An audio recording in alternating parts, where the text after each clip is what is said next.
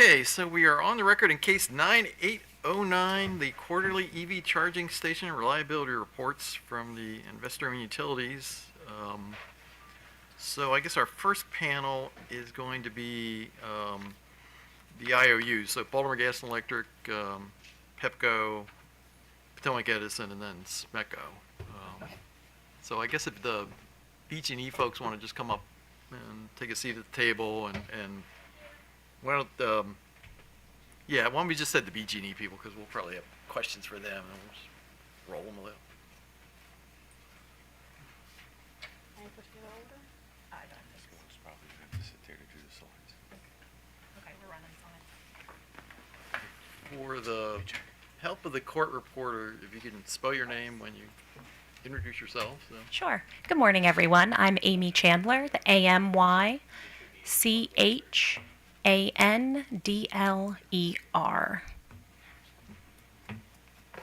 Good morning. My name is Elena Martinez Hart, ALENA-MARTINEZ-HART.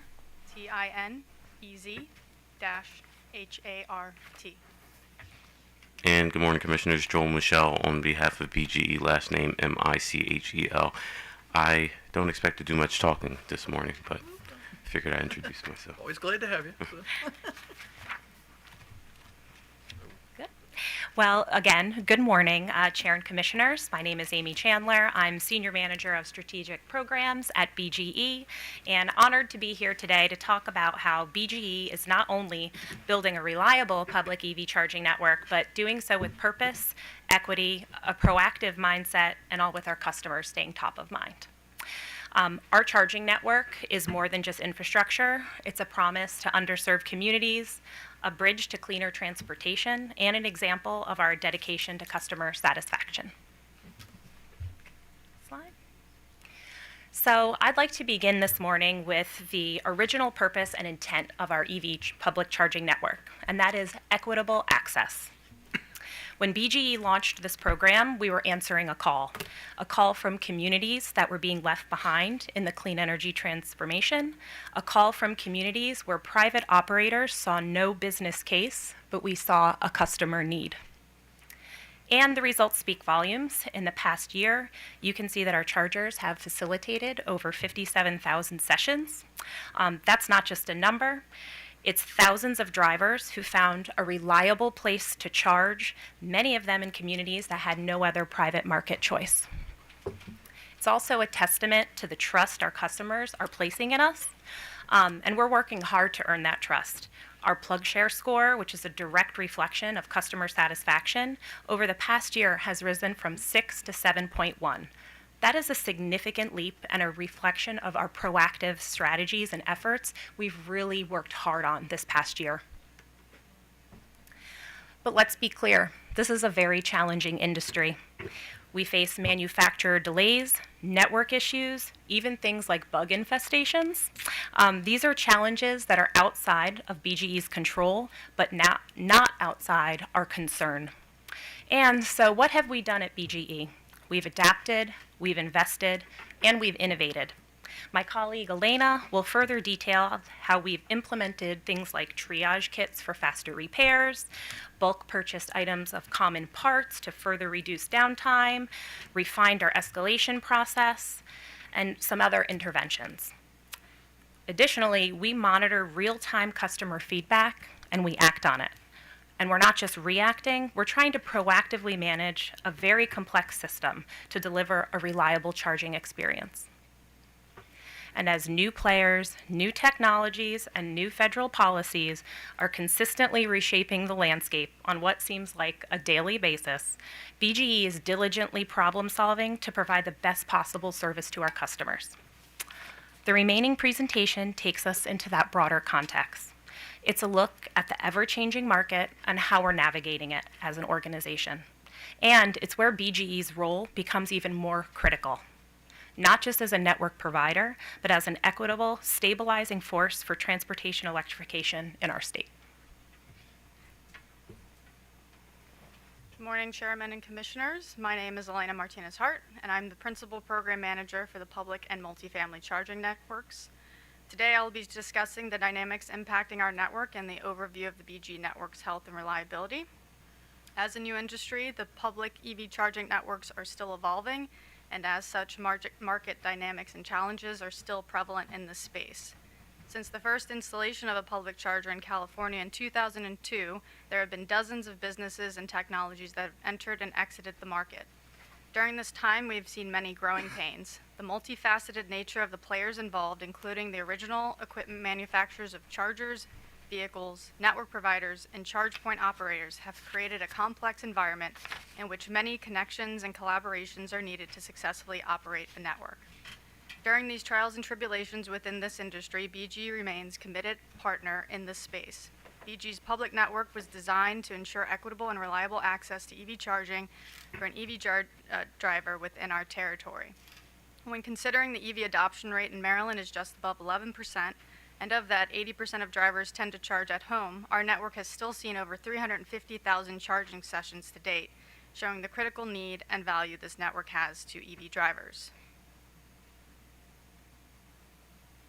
When trying to compare the reliability and network against others, it is difficult considering the inconsistencies in parameters and unclear metrics used to report other network reliability.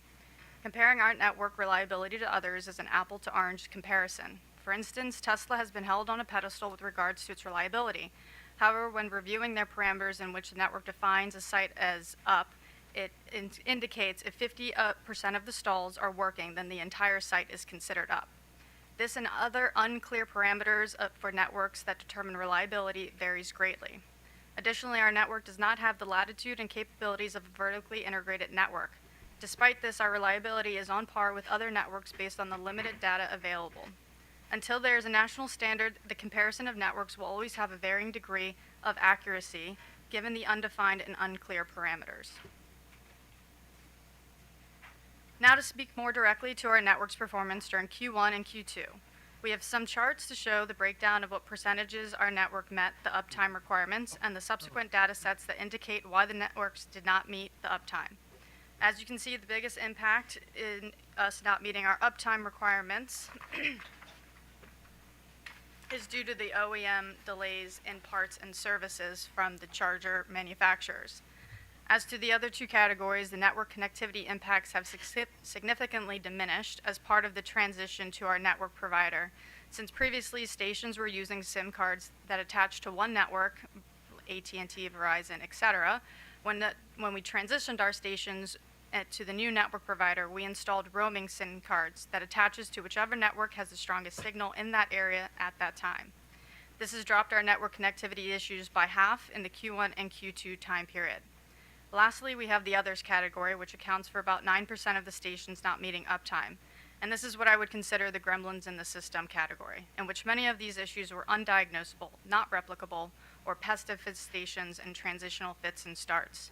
I do think this category will always persist, but to some degree, we are looking for opportunities to better understand and mitigate them.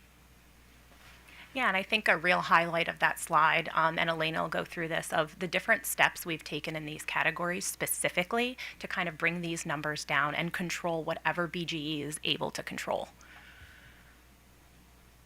So this next slide is essentially a day in the life of a station that has an issue. So here I'm showing a couple of different permutations of what we would consider a best case blue sky event, and that when a situation affecting the station might fall into an offline, the station might self-recover within that same time period. If the station does not self-recover, it would be flagged by our network provider switch to evaluate and triage on the back end, which would take typically within the 24-48 hour time frame. If they are then unsuccessful, they would communicate to our charger help team, who is our maintenance provider, to deploy a technician to investigate and diagnose the problems. The technician would have a triage kit as a proactive technique to address the most commonly broken parts and issues with stations, and if successful, be able to bring that station back online the same day of the truck roll. When all of these scenarios are not successful, we do have to go to the OEM of the chargers to seek additional guidance and support for parts and services that bring the station back online. At this point, the timeline is not in our control.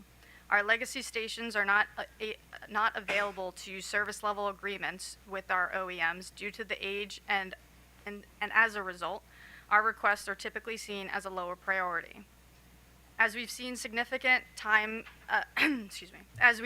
significant timelines for receiving the parts and services necessary to bring the station back online, the chart below is a representation of what kind of delays we typically have seen as it relates to equipment manufacturers that we have on our network. As you can see, when a part is requested, even in the best case scenarios for many of these OEMs, it's 7 to 15 days before we receive a part. When you incorporate the previous diagnostic and evaluation from our network and preventive maintenance vendors, we quickly exceed the 10-day grace period for stations to be down and meet uptime.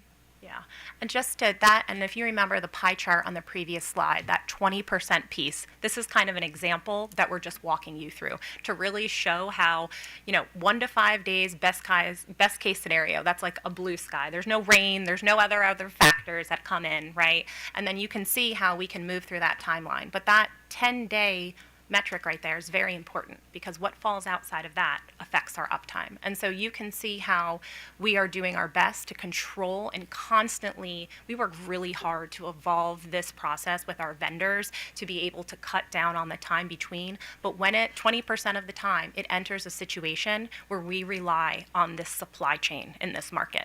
And as you can see, there are significant issues within that supply chain that kick us way past that 10-day time frame.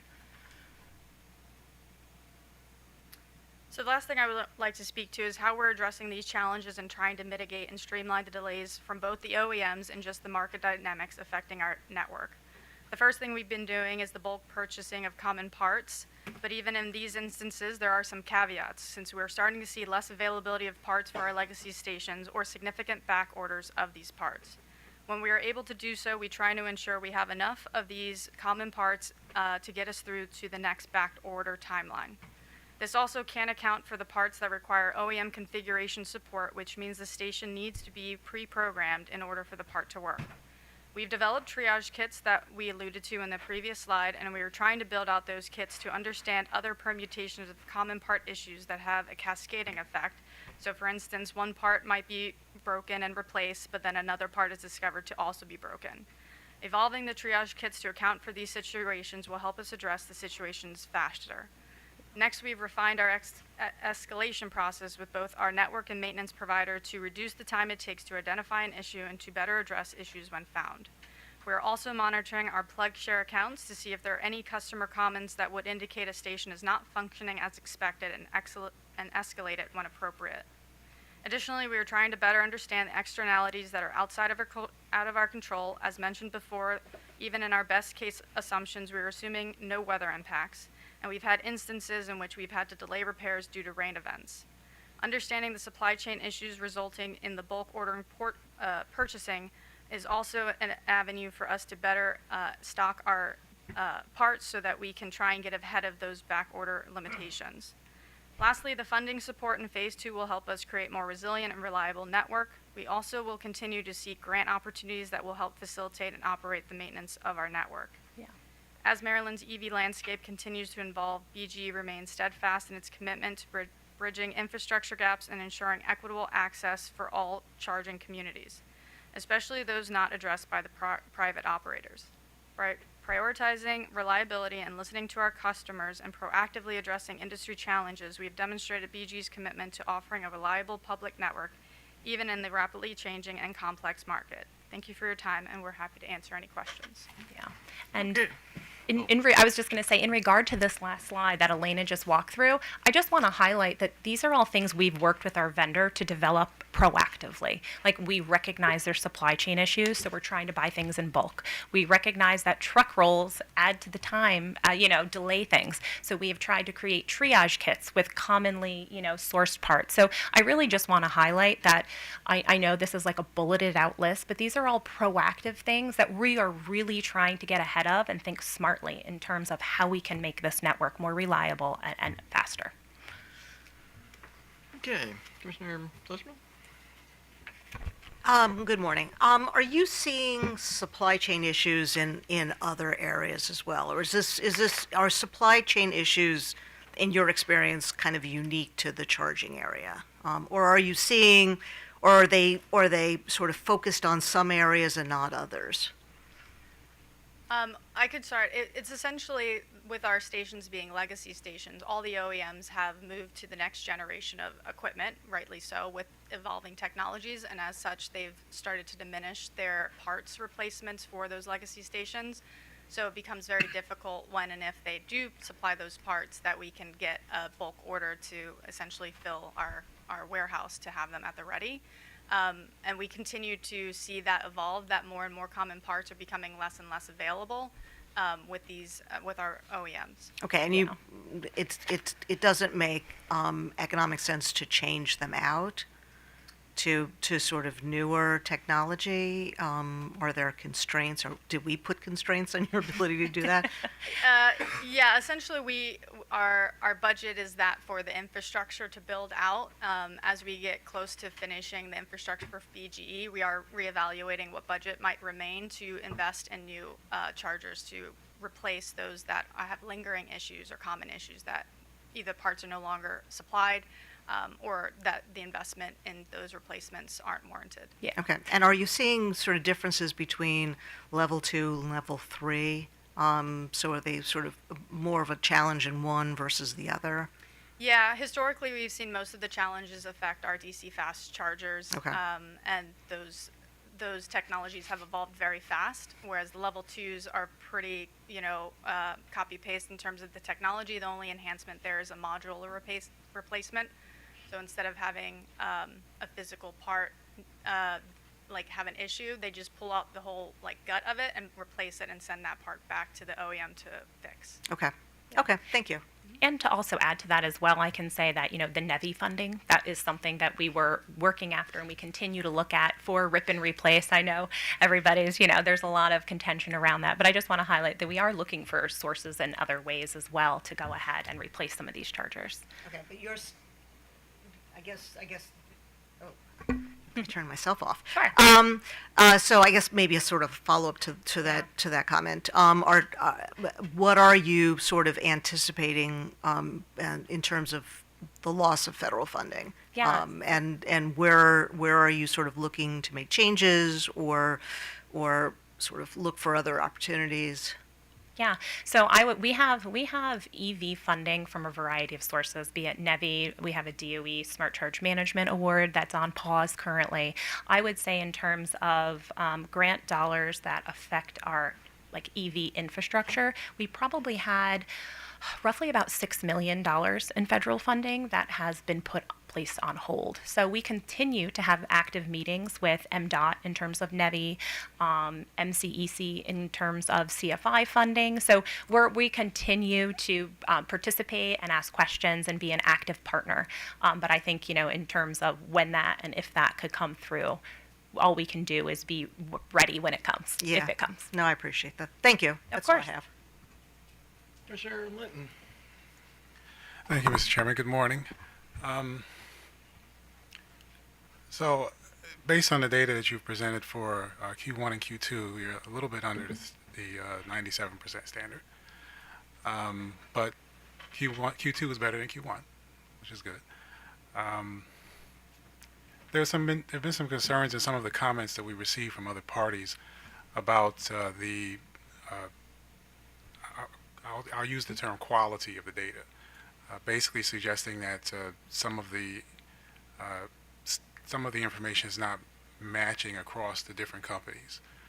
So when you started to use this form that the Commission has provided, now this new template, has there been an effort to make certain that the data that BGE provides is similar to what PEPCO provides, SMECO, and others? I mean, are you coordinating that effort at all? Yes. So PHI uses the same network provider and maintenance provider, so we have some alignment on the data sets and how that is brought to us. We do have the previous network provider Shell data that we also received for the Q1 and Q2 periods that we had to integrate. So there's a lot of different data sets that are filtering into that final report. And we essentially lean on our network provider and maintenance provider to have that data provided to us to fill in those details. Okay. Yeah. Yeah, we had just some historical differences, I think, that are different from the other utilities that could be reflected as we mitigated that. Okay, so because there was also some suggestion by some parties that there may even need to be some type of ramification for not meeting the standard at the end of the 4 quarters, this is probably the best time to start making certain that the data is accurate and that everybody's on the same page as to whether or not you're actually meeting a standard based on the data you're providing. So there's not a lot I can do to help with that other than just to tell you, because the parties are already suggesting that this is an issue. So that was just the first comment. And I'll stop at that point. I did have a question regarding ownership of the systems. We did have some parties suggest that the utility company should not do that anymore. And I don't want to go too far into this because I know that you really didn't come in for this today, but could you help me or remind me, refresh my recollection as to how the utility companies are funding this currently? I know you're doing some through grants and other kinds of federal money that you were doing it through some federal money that's not as available as it used to be. Is there anything currently in rate base or in a reg asset or anything of that sort? So yeah, so if I could also touch on the fact of the utility owning the chargers, right? When I opened this up, we highlighted the fact that we're in areas that the private market isn't interested in. In fact, proactively, we've had conversations with some of these larger national charging networks to see if there could be advantageous partnerships or anything, and frankly, they're not interested because the usage rates or where they're located, they're not advantageous. So if we aren't in those places, there's no infrastructure. So I just want to kind of back up and highlight that point to where, if utilities aren't in the picture, because that's a really realistic point. And then to your previous point, just in terms of, ramifications, we feel, we side with staff that that's not really valuable at this time. When you look at a goal, a goal should be at least somewhat attainable. And as you can see, like as we highlighted in our presentation, there are things that are out of our control that are preventing us from meeting that uptime metric. And we continue to close the gap. However, we really feel that the factors that are out of our control, should there be ramifications for things that we're trying very hard to mitigate, and you can see our intent, we feel is not appropriate at this time. So I just wanted to kind of add those few little points. Okay. And I appreciate both of those. I think that's part of the reason why I raised the point about making sure that the data at this point is as accurate as it can be. Appreciate that. Because that is a conversation that we'll have to have if you're not beyond the 97% statutory goal or standard, excuse me. But I guess back to my last question, is there anything funding-wise for this initiative that is currently in either rates or in a regulatory asset that you're looking to put in rates in the future? So the monies that we have in our EV Phase 2 programs, it's operations and maintenance budget. It's about 2.3 that is sitting with that proposal currently that would be in a reg asset. Okay. And there's nothing that you've moved into rate base at this point? It's in the regulatory asset, yeah.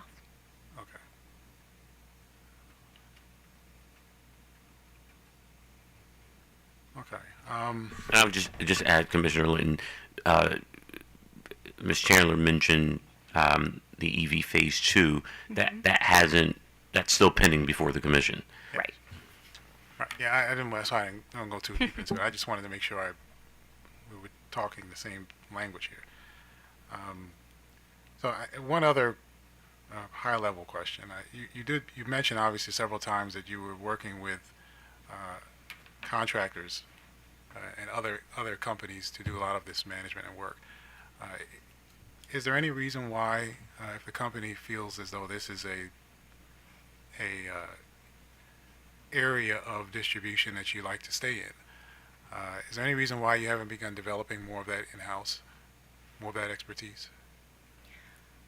I think, when you have a business, there's certain areas where it makes more sense to outsource to a vendor. The vendors that we use serve other utilities, so this is not, a one-off for them. They bring a certain skill set to, the market that is not inherent within a utility. And I think actually it's a more efficient way to get better results, to leverage these vendors' experience, over and their systems and their processes than have us as a utility do it, because that would mean we would have to create an organization, right, to serve that need. So I do think we are staffing it in the most efficient, scalable, manageable way possible currently by utilizing those vendors. Yeah. And I would just add, Commissioner Linton, as you pointed out, with certain parties calling for the commission to take utilities out of this space, it would be a risk to build out that department, build out that expertise, and then later on the commission decide that utilities shouldn't be in that space. That is also a risk that we have to keep in mind. Yeah, it is a six in one hand kind of situation. I mean, in your comments, you've noted that you've had some challenges in interacting with your vendors. You're switching from one vendor to the other, but at the same time, there's certainly very skilled and talented people at the companies and you could certainly develop more, where you would eliminate some of those challenges of switching back and forth with vendors. But you do take the risk of, at some point in the future, it being suggested to you that you just exit it altogether. So now I certainly understand it. I'm just trying to explore, before we get to the point of people asking us to start looking at sanctions and fines and things of that sort. What are the solutions we could look at now so that maybe we don't have to have that conversation later. But that's all I had. Thank you. Thank you for answering my question. Thank you, Mr. Chairman. Okay. Commissioner Barbie. Thank you. Good morning. Let me just say, right for the record, my wife and I both drive Teslas. We have 185,000 miles on them, and we've only run into 2 malfunctioning charge points. And the one right next to it was always working. So I think their methodology for accounting for reliability is probably, at least in their instance, is a sound thing. And I appreciate the fact that the numbers have gotten better. I do want to say that for the record as well. So I presume if I wanted to use one of your chargers, I would be able to find it on an app like PlugShare. And would that app tell me how many chargers are functioning? The reason I ask is when I get into my car and I hit the button for chargers, it won't just tell me where they are, but it'll say the number of functioning chargers. Does that kind of reporting functionality exist right now? Yes, correct. We do use PlugShare, and that does have a live feed to our network status, so it will say how many are unavailable and how many are in use. Mm-hmm. And we continue to monitor and make sure the accuracy is there with the PlugShare network. Okay. And I'm not super familiar with this. I had you're not using Shell Recharge anymore, are you? No, they left the public market and no longer support external networks. Well, good riddance to them, because I tried to use one of their, just for the fun of it, I tried to use their chargers in Ocean City and they didn't work. So I'm glad you're not working with them anymore. So I would have to get the PlugShare app and link my credit card or my bank account to it. I presume that's how it works. So PlugShare is more of a crowdsourcing platform. You don't put any of your financials to connect to that. Okay. You would use the network provider's app, and that would be how you would create a payment structure for your back-end system. Do you have one partner in this, or is it different? No, it's one. It's the Switch network. Switch? Yep. Okay. So I just need to be on the Switch network in order to be able to access these chargers if I want to. Yes. Okay. Finally, and this is outside the scope of this program altogether, but Commissioner Linton and I right now are charging our cars downstairs at a level 2 charger, and I have felt for a very long time that the way to give access to people is really at work. And do you have any in your future plans? Are you contemplating reaching out to employers to do that sort of thing, or is that something that is that a direction you don't feel the law and the regulations allow you to go in? In our Phase 2 programs, we do support a lot of workplace charging opportunities through Okay. a couple of different program structures. So we do encourage and are seeking opportunities to support workplace charging. Okay. And in that guise, everybody talks about level 3 and level 2, but I will tell you that my wife and I plug into a regular wall socket, which is level 1, and we get all of 5 miles of range per hour, but they're plugged in there for anywhere from 10 to 20 hours, and it's more than enough.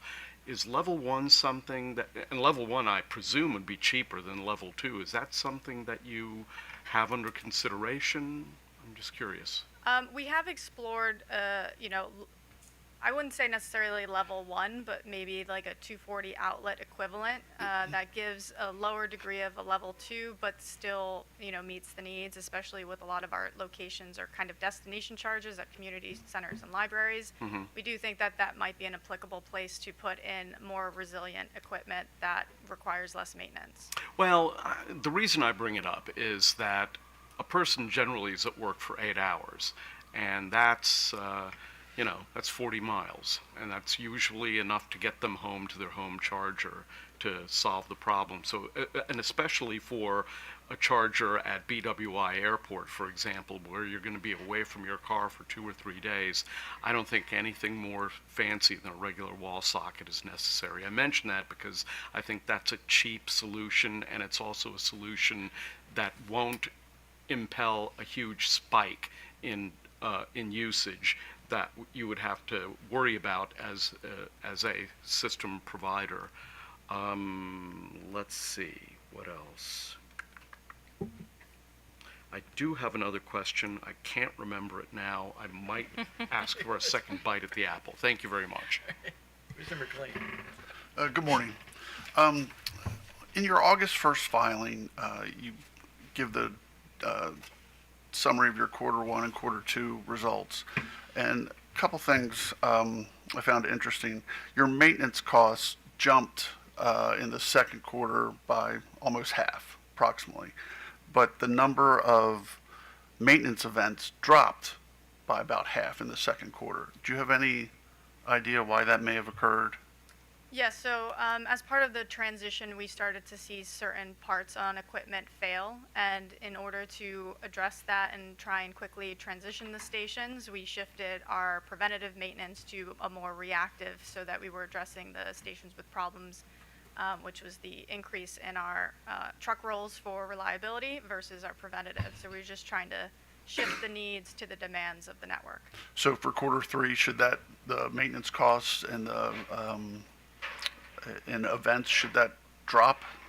To some degree, I think there are still a lot of parts that aren't reflective in that were purchased in Q2 but not installed, and that would be reflective in the Q3 period.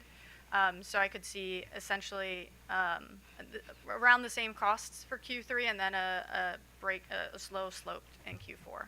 Okay, so it sounds like you're essentially spending more money to keep these legacy chargers alive, so to speak? There's a degree of our legacy stations requiring more work to keep them afloat, essentially. Okay, is there a tipping point as to when, the company says, all right, enough's enough with this particular charger? We have evaluated different ways to determine whether or not the value to a new station is warranted versus just maintaining the existing station. So we're continuing to evaluate that procedure and process. Okay. Yeah.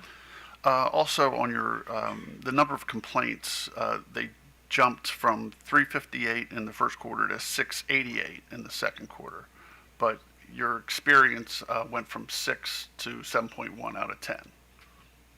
That seems a little counterintuitive. Yeah, I think the complaint section is capturing both resolved and troubleshooting events. So I can't speak to any particular statistic directly at this time, but I would suspect that it's more of like customers that call in, we capture that, and they're resolved in that call, and so no other issues are like present. And so we think that the customer service support that we've gotten from Switch has improved our customer reliability as a whole because they're more attentive and reactive to customer complaints. Okay, all right, thank you. In OPC's comments, they raised a couple issues, one of which was, and I know you don't speak for all of Exelon, but it said that BGE failed to comply with a component of the original reliability and reporting business plans by not providing payment method associated with each charging session in your quarterly reliability reports. So we actually do track Okay. and list the methods in which a customer engages a charging session. It's in, I believe, the sessions tab, and it shows whether it was an RFID, mobile app, or an SMS, like a text message, all of which are contactless methods for a customer to engage a session. Okay, great. All right, thank you. And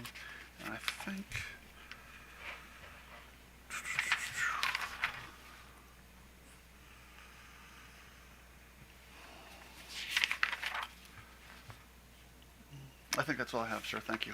Okay. Thank you. Mr. Garvey. It wasn't a question. It was about one of the switch connectors in Annapolis, which I would presume would be one of yours. It was in a parking garage. It had a QR code. Unfortunately, there wasn't enough light, so I couldn't scan the QR code, and I couldn't figure out how to get the flashlight of my phone to operate in order to illuminate the QR code. So you might want to have them put some lighting there. We'll make note of that. Thank you. Okay. Yeah, we should have a work group on my phone. Right? Done it? That's it. Okay, so I want to return to one issue that Commissioner Linton raised, and this question about whether or not you should do this through contractors or do it in-house. And is there any thought, and I realize this is pretty speculative, but if the EV penetration gets to a certain level, does your attitude about bringing the responsibilities in-house change? I mean, I know it's, I mean, for, you know, up until the other year, I mean, the thought was that this really was the future and that the majority of cars would be EV. I know there's been some effort to stall that, but you know, looking forward, I mean, it does strike me that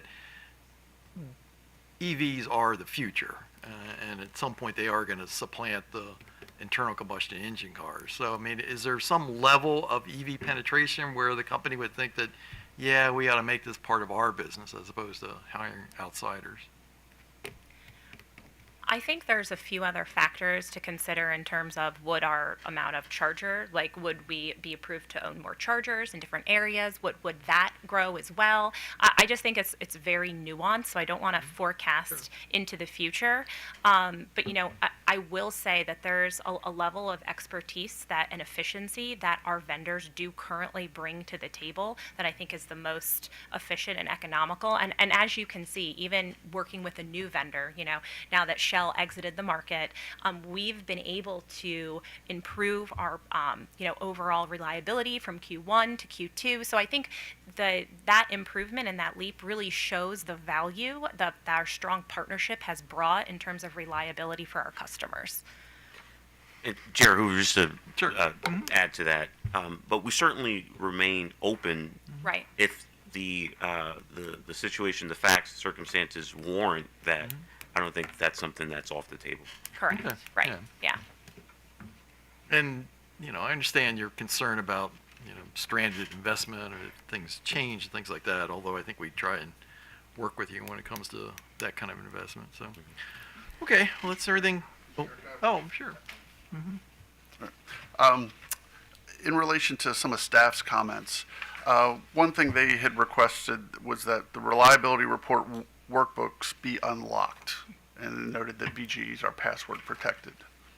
We can align to that for the next reporting. I'm sorry, ma'am? Sorry, we can align to that to the next reporting Yeah. session. Not a problem. Excellent, all right. We were just trying to, you know, be secure. No problem, no problem. And they also noted that there was some discrepancy. They highlighted BGE as reporting by, I guess, by connector rather than port. Yeah, it's a nomenclature verbiage. We're aligned to go back to the port if that helps with the rest of the reporting. All right, thank you, ma'am. Thank you, sir. Okay, I think that's everything for you guys, so thank you very much. Thank you. If we could have PHI, PEPCO, and EPL come up.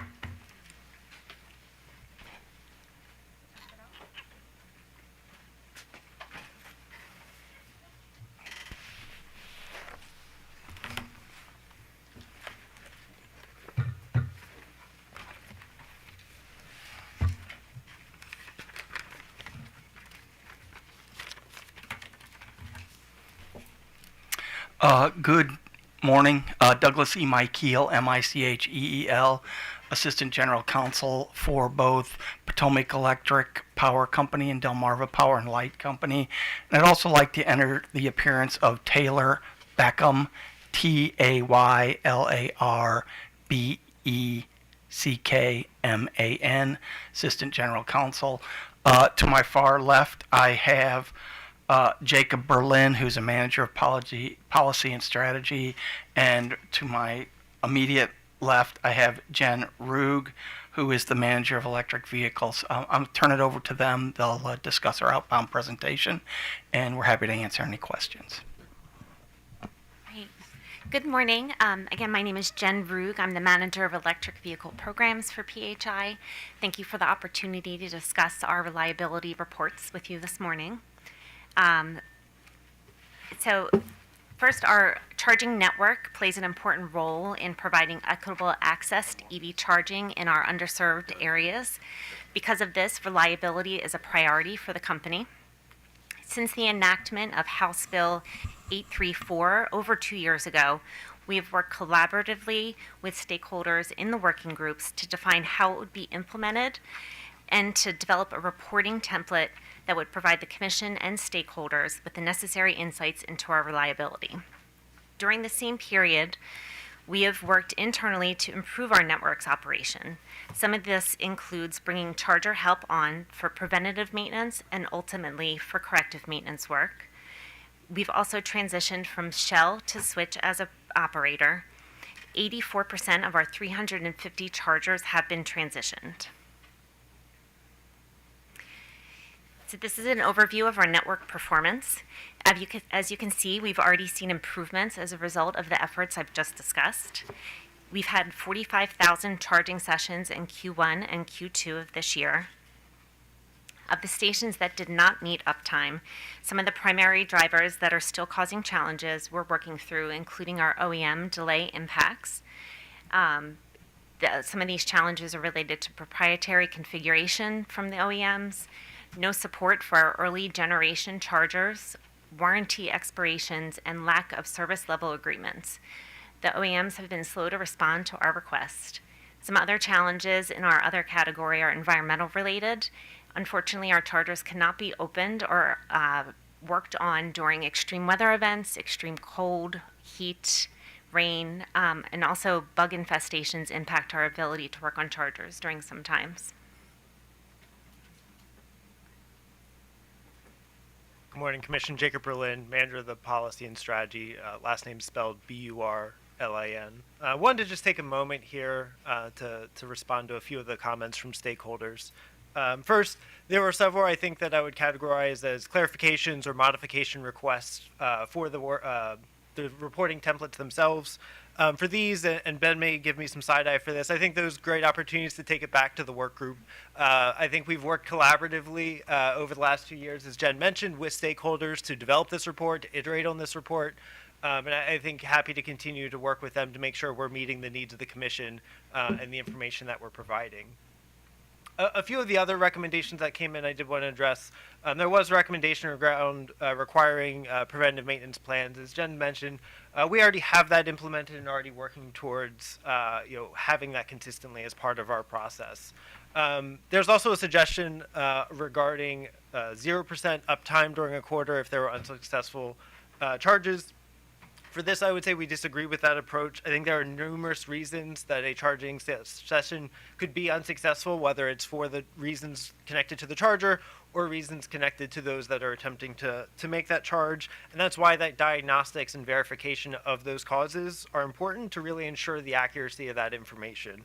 And taking this approach would assume that assume what the cause was without any evidence necessarily of that cause. And I'll turn it back to Jen. Yep.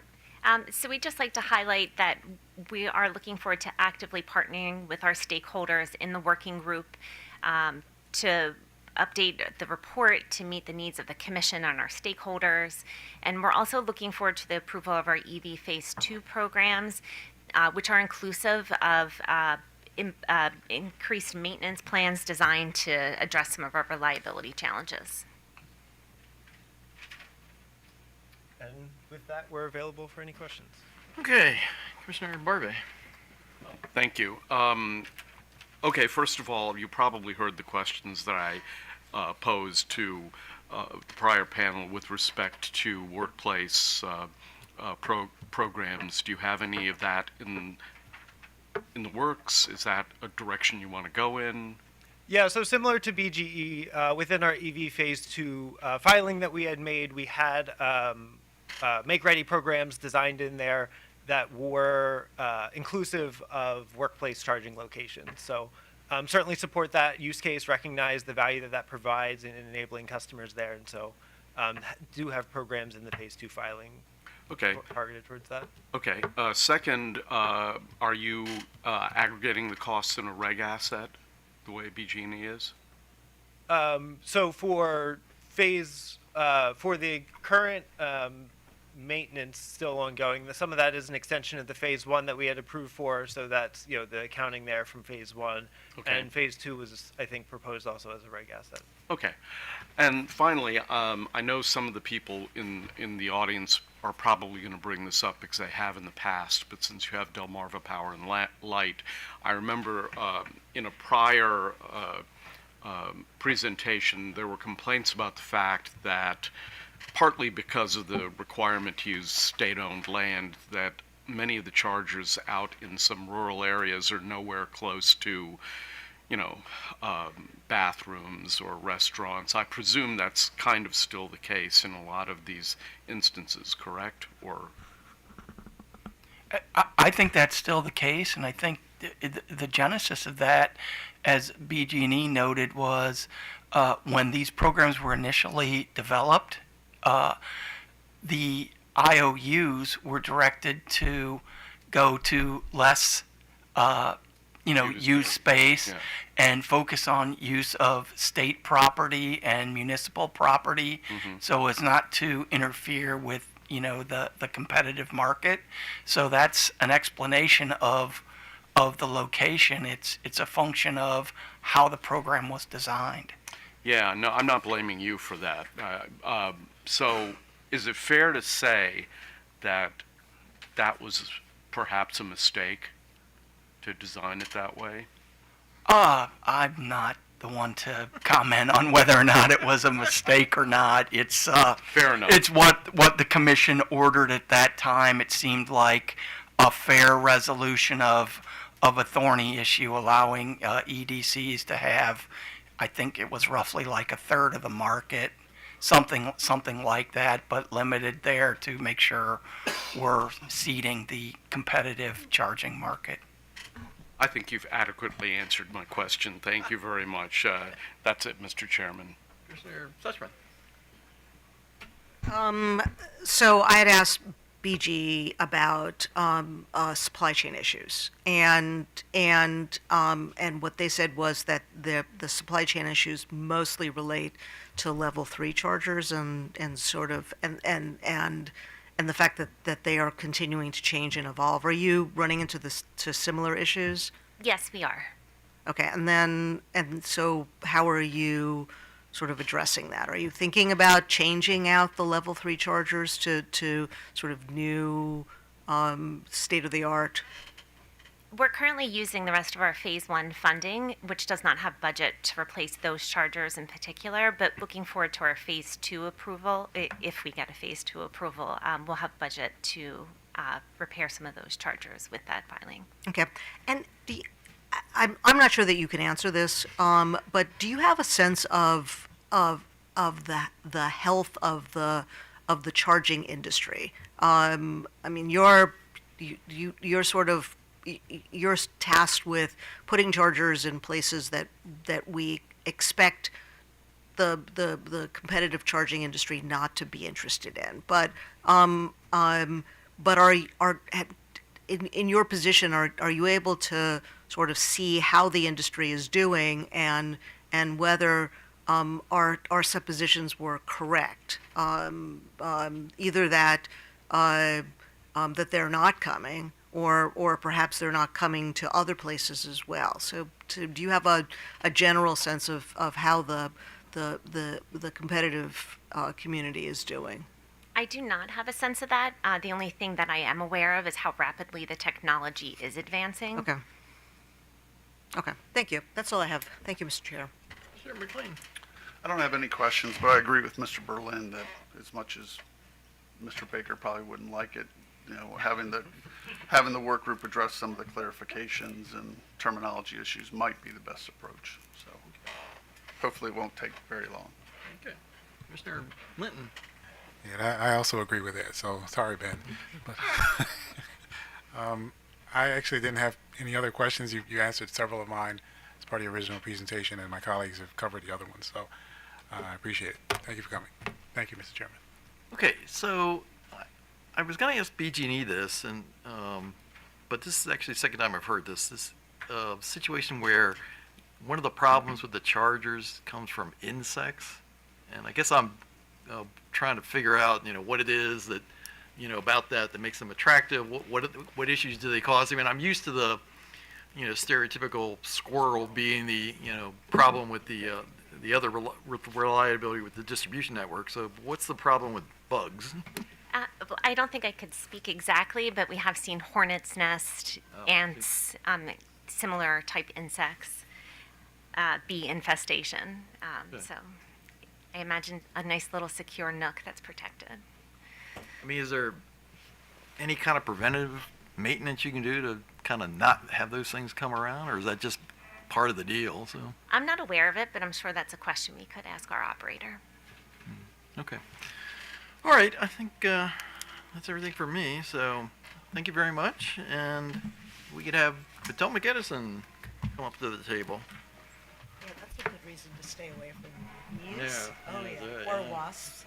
Yeah, wasps are really, they're like, it's like personal with wasps. Oh, I know.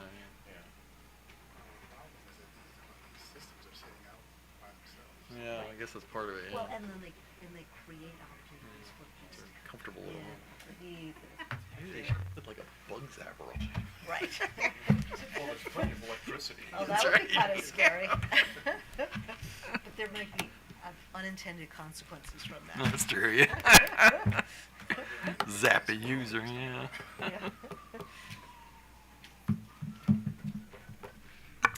Good morning, Chair and Commissioners. Jessica Raba, RABA, on behalf of Potomac Edison. With me today is Angelina Rinaldo, RINALDO, our Distribution Program Manager, and Mark Zuka, who you know well, ZUCCA, our Senior Advisor of Maryland Regulatory Affairs.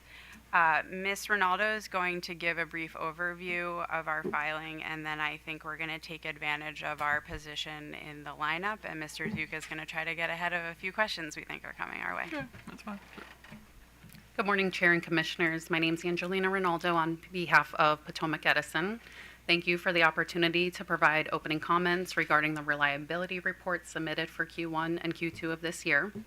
First, I want to acknowledge and thank all the parties who worked diligently with us to get to this point, the feedback that we continue to receive, and for those that submitted comments for today's hearing.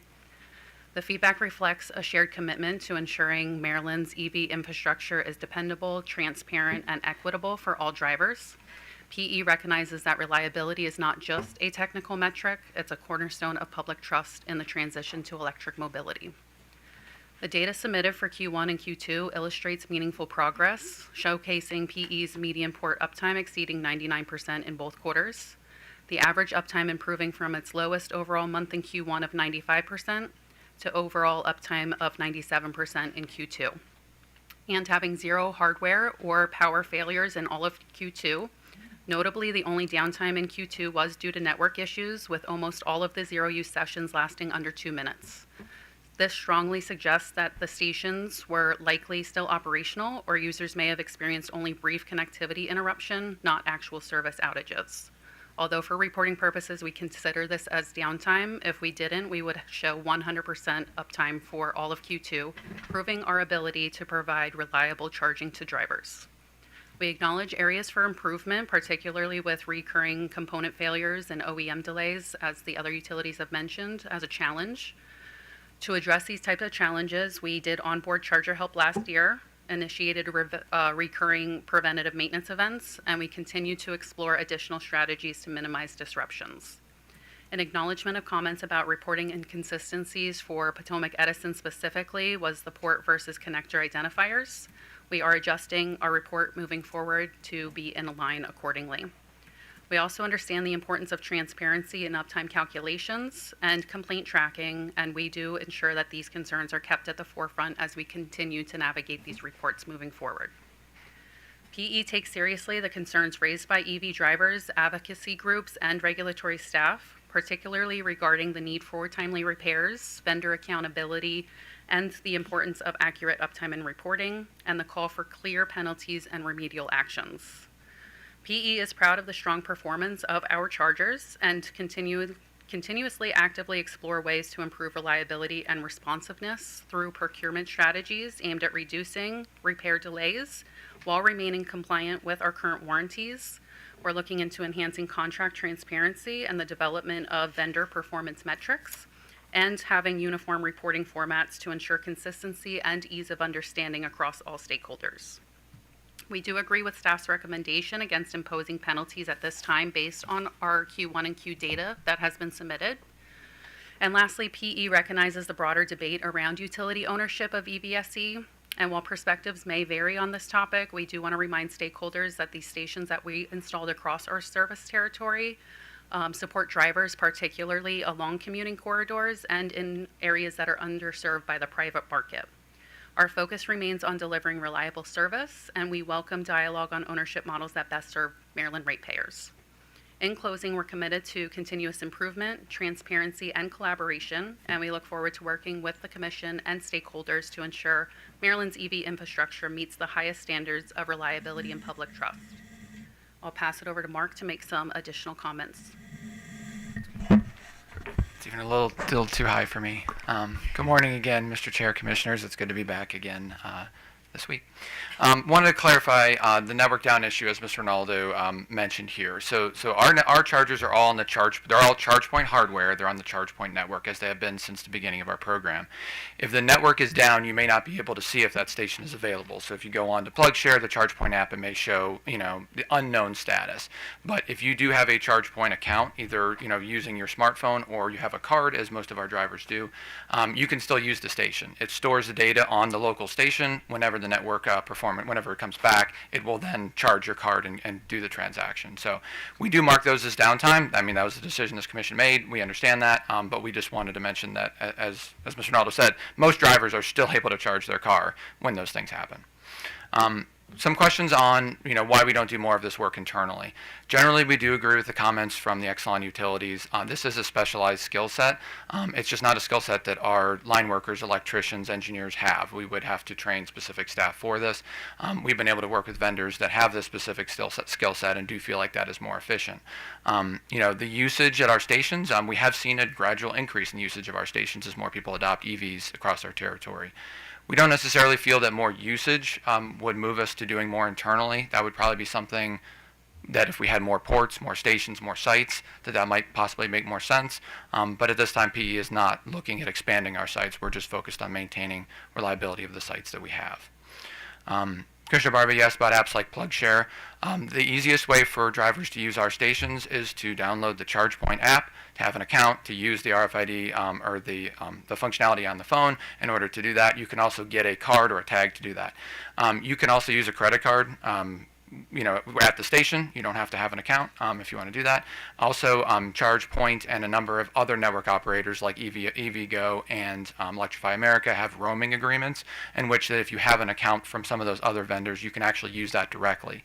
So you don't necessarily have to have one for every one of them. Some of those do have done that. It's definitely something we like to see. As I mentioned, we are not looking at expanding our network. So in our Phase 2 proposal, we did not do anything for workplace charging that's owned by the utilities or level 1 charging, but we do have some various proposals that could be, charging as a service, for example, that could be at different locations. Question about are chargers close to amenities. We do agree that it was a restriction on the program to install them only on public land. We did our best, of course, to site these in the best locations given that restriction. We do feel very proud that we were able to install those in what we believe are the best locations, working with the municipal and county partners in order to get them there. But we did have to remove some better sites perhaps from our consideration because we couldn't find public land near where those are. So it was a restriction for sure. Questions about running into supply chain issues. We've had very limited hardware failures. I'm very thankful for that. But we have run into that a little bit. Just the lead times in getting parts. Right now we have a warranty policy that includes parts.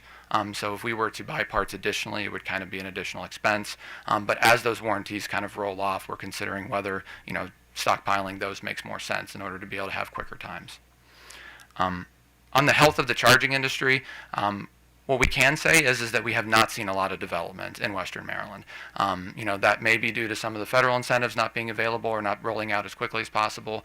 But especially when you look west of Hagerstown along I-68, which is the critical travel corridor for people to get out to places like Deep Creek in Western Maryland or into West Virginia and Ohio, there really isn't much charging outside of Tesla charging, so available for all drivers at this point, for drivers to use. And we just haven't seen that development so far. We believe that our stations, which are strategically placed along that corridor, especially west of Hagerstown on 70 and 68, still provide an essential service for our customers and for those driving through. Finally, just one thing to add about insects. We did have one issue that was related to insects. I think we actually discussed it in front of the commission once before, but the stations we have at the Rocky Gap Casino and Resort out in Flintstone, they didn't cause the outage, but then when we went to make a repair, there was a nest in there. I don't know if it was hornets. Some kind of insect was in there, and it did make it more difficult. They do look for warm places to go and make their nests, so that is, we'll just agree that that is a potential issue. So with that, if there's any other questions, we're happy to try to answer. Okay, Commissioner McLean. No questions. Thank you. Commissioner Barbay. No questions, but I certainly hope you stay away from those bug issues because we don't need you getting stung by another bee or hornet. I thought about bringing that up, and I appreciate that, Commissioner. Commissioner Sussman. Yeah, I was going to raise that as well. Poor Mr. Zucca. I actually did have. So is PE thinking at all about whether there's value in deploying chargers to other parts of your service territory to the extent that charging infrastructure doesn't come? Not at this time. We believe that we were approved for an appropriate amount of chargers, both the DC chargers and level 2, in order to reach all of the communities we had that were interested in having charging. So, if you look, the fast charging network, we've placed them approximately every 30 miles along the major highways. Along I-70, along I-68, and so we feel like that network has been built. And we've kind of made that core investment. As far as level 2 charging in communities, again, we've been able to hit all of the major communities that were able to host our sites, and at this point, I don't think we see any need for expansion. Okay, and you haven't heard anything from your ratepayers about the need for charging, but no chargers? I am not aware of hearing anything. Okay, thank you. That's all I have. Thank you, Mr. Chairman. Good morning. Just one quick question regarding the data that you filed. I believe your company was the only one that provided data on actual individual chargers. It was fairly comprehensive. I'm not suggesting the other companies don't have it, but I know that you did provide it. So I'm curious as to why you thought you should. Not saying you shouldn't. I'm just curious about why. In our business plan, we filed what we would include in the report. So we filed based on every single port that we are servicing and the reliability for each of those stations, along with all the sessions that correlate with that uptime. So I'm assuming that you're comfortable with working with our intrepid work group leader, Ben, to Absolutely. make sure we have a more common way of providing the data so that all parties are able to see it. And like I said, I think what you filed was fine. I just think that there's already been some concern or question about comparability of data. So Yeah, the ultimate goal with the template is to ensure consistency across the utilities and ensure that stakeholders are able to clearly understand the data that we're providing. all right, thank you. That's all I had. Thank you, Mr. Chair. So I understand the problem you have with, your service territory west of Hagerstown, having those large gaps of open space, so to speak. But what's the charging network situation in Deep Creek Lake? 'Cause it strikes me that there's a lot of folks that live in this area that, have second houses out there, and they might drive electric vehicles, and so they'd be interested in charging out there. So we do have a station at the Deep Creek Lake Welcome Center, right near the lake. It has 2 DC fast chargers and a single port level 2. I think that's correct. And we have seen a good amount of usage. That's one of the first chargers that we've installed. To my knowledge, I know that there is a Tesla supercharger down by the lake. I'm not aware of any other charging. Okay. And so you said that the company's attitude is sort of similar to the other utilities, that this is something better handled by outside contractors. Is this the policy or the practice in the other First Energy companies, or So that you're aware of? Potomac Edison, Maryland is the only First Energy company that owns and operates public charging stations. We do own some charging stations at our facilities, for example, but those are typically level 2. Some of those are non-network level 2 stations, and so they're much easier to maintain with our existing personnel. Okay. All right. Thank you. All right. So why don't we turn to the last utility, our co-op, Southern Maryland Electric.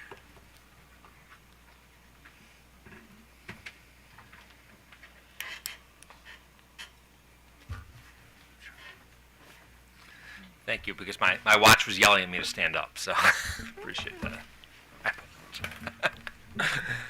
Good morning, Chair Hoover, members of the Commission. Damon Krieger on behalf of Southern Maryland Electric Cooperative, and I am here today with Natasha Law to my left, who manages the day-to-day electric vehicle program at the cooperative, and to my right, Lizelle Rory, who is the executive in charge of the electric vehicle program at the cooperative. So I'm going to provide a few opening points, and then we are happy to entertain any questions that the Commission may have. So the SMECO believes that the cooperative-owned and maintained public electric vehicle charging stations still have a place in the mix within Southern Maryland. But as a not-for-profit electric cooperative, we will be the first to raise our hand and say the program is not working and it is time to move forward in a different direction. We're not there yet. And if the value proposition goes away for our customer members, then we will have a different narrative. But right now, we're not there. At this point, Southern Maryland has a long way to go when it comes to helping the state reach its electric vehicle goals. EV registration continues to increase within the territory, but again, a long way to go.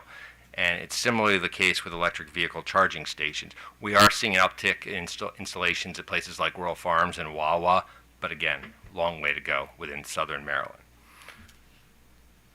Right now, for the most part, individuals that do, because we are 91% residential in scope, individuals that do own electric vehicles are charging at their home. And so, to the extent that they travel outside of their home looking for chargers, there are still a long way to go, and that's why our company still has a place in assisting these customers finding locations outside of their home. A 97% uptime standard, admittedly, is a challenge, but SMECO is on a path of continuous improvement to have a reasonable opportunity of achieving this standard in the future. SMECO's public charging stations have faced some reliability challenges and did so in calendar year 2024, but At the conclusion, toward the end of 2024, we investigated opportunities to increase reliability, and we've implemented a few key steps in this regard. The first is we retain the service of an external maintenance vendor to perform both proactive and reactive maintenance work across the charging stations. Before that time, everything was effectively done on an ad hoc basis. So having a vendor on board to perform, again, a preventative program as well as a reactive program has aided in increasing the reliability of our stations. We are also now stocking or beginning the process of stocking the most commonly failed parts. For example, we've had several charging stations where solid state drives have gone down, and so we are going to start stocking these key parts that fail to help increase our ability to respond in a reactive manner when the charging stations go down. And finally, like BGE and the other utilities, we did switch from Shell Recharge to Switch, and this network provider has roaming SIM cards in the stations, which allow, particularly in rural areas like Southern Maryland, to the stations not to be dependent upon a single network cell vendor. So it switches to provide more reliable connectivity. SMECO has a total of 80 ports at this time, and although outside the reporting period for the present report, it's important to note that for July and August of 2025, 3/4 of these ports have satisfied the 97% uptime standard, which represents a substantial improvement in reliability year over year. So again, on a path of continuous improvement. And it also demonstrates that the work that the cooperative has undertaken to improve its reliability is showing benefits. Basically, SMECO has 5 problem charging stations, or 10 ports. And if these 5 problem stations were to be removed from the mix, the standard would be met across, much more consistently across all of its entire portfolio on an average basis. We're not there yet, though. We're not there at a point where we want to remove these charging stations from operations, because they are still in use and still providing benefits to the individuals that are using it. And as a final point, I would just say, and similar to how I began, we continue to assess the usage data from public charging stations to determine their ongoing value for our customer members. While we do have to consider commitments to the government sites on which these installations are installed, these charging stations are installed, in the event the value proposition goes away, we will certainly take steps to consider retiring those stations from service. And with that, we're available for any questions that the Commission may have. Okay. Commissioner Linton.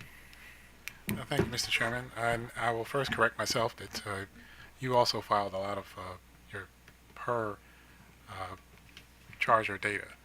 And so I'm assuming that you'll also be willing to work with the work group to try and make sure that the data you filed is in matches with all of that what the other parties filed. Yes. I would be more than glad to work with Ben. And on that note, I have no other questions. Thank you. Okay. Commissioner Fleischman. So, in terms of this, is it one charger that is a problem charger? Currently we have 2 DC fast chargers and 2 level 2, and then there's one that is,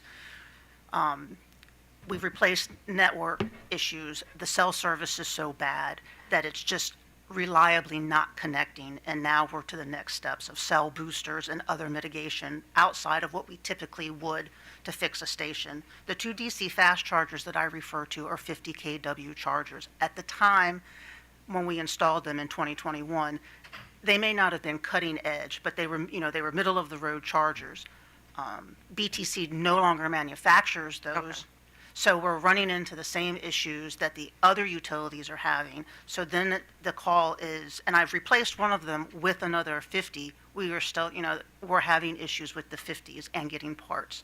Now it comes to a time of, do we make the decision to replace it with a faster charger? We're still running under the budget of the pilot. That's an expense that we can't cover, because the 50s were, $35,000. The 150s or better are $100,000 plus. Okay. That's kind of why they're there, and we're having Switch has made a significant improvement, and then having the integration with Charger Help has also shortened those times, but now we're still at that point of parts. Okay. All right. Thank you. That's all I have. Commissioner Murphy. No, I would just, no questions, but I would emphasize to you perhaps the strategy of working with employers in your footprint to see if they are interested in some sort of, level 2 or level 1 charging for their employees. If they are, I happen to think that would be the fastest and cheapest way to go.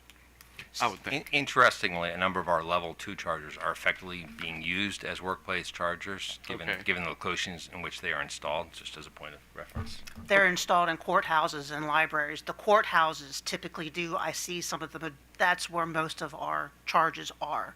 The chargers that we have, much like in the rural communities, where they're in parks, they're used sometimes if your children are in sports, but they're not used like the courthouses and the libraries. Okay, well, I'll just again emphasize that 90% of the electrons I get are through a regular wall socket. Yeah. Okay, thank you. Commissioner McLean. Good morning. Just one quick question.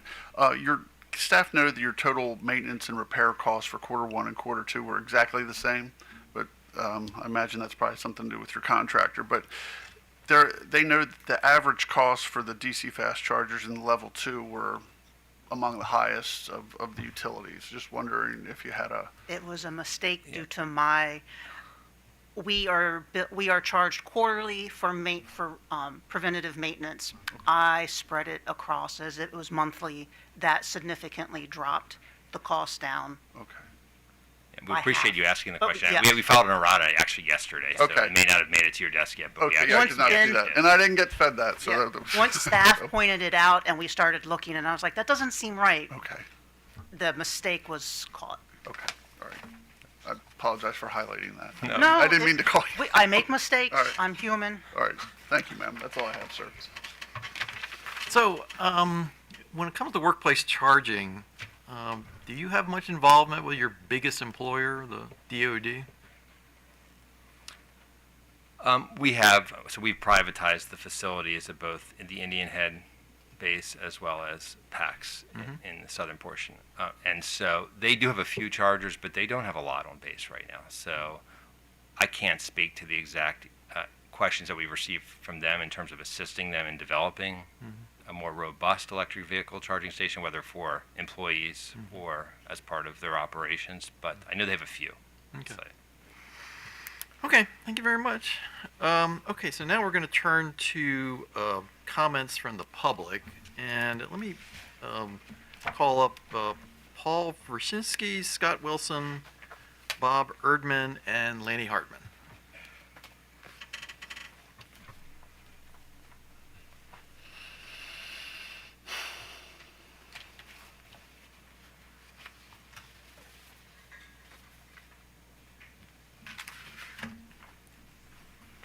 So is Scott here, or is he? Andy Frazier is here. Well, we'll okay. get to him. So yeah. So. Scott's not here, no sir. Okay, so we'll skip Scott Wilson. So Mr. Brzezinski, you're right ahead. So. Paul Verchinsky, last name spelled V as in Victor, Erchinski. I was appointed by the governor to the Zero Emissions Electric Vehicle Infrastructure Council representing the public. I'm an EV driver from way back in 2012. And you've seen my comments. I think a little history is in order because of this has been going on since 2018. I mean, the utilities were put on notice through PC 44 in 2016 that the state of Maryland was going to be moving to electrification, mainly through renewables. And that was going to be a big change. They proposed in 2018 the EVSC pilot. They said we can do it. I and Lanny both testified at that hearing, and none of you were on that commission at the time. And the comments we heard from the utilities were, we're going to provide you the same reliability as you get at your house. That's what we expected. And so we supported it. And in fact, that has not happened. That has gotten, well, we'll only do it unless the legislature passed some law because, you know, we're not required to do it. The issue here is that the utilities don't have any skin in this game. They really don't. They're acting as brokers, basically. Every comment that you've heard here is, well, we rely on our vendors. And that's the way it is. The only data we can give you is what our vendors are willing to give us. Having written contracts both in the private sector and the public sector, the only thing that I can say is writing of novel contracts is not within the DNA of the utilities. I'm sorry to have to say that, but it is exactly true. And I know you don't delve that far into what the utilities do.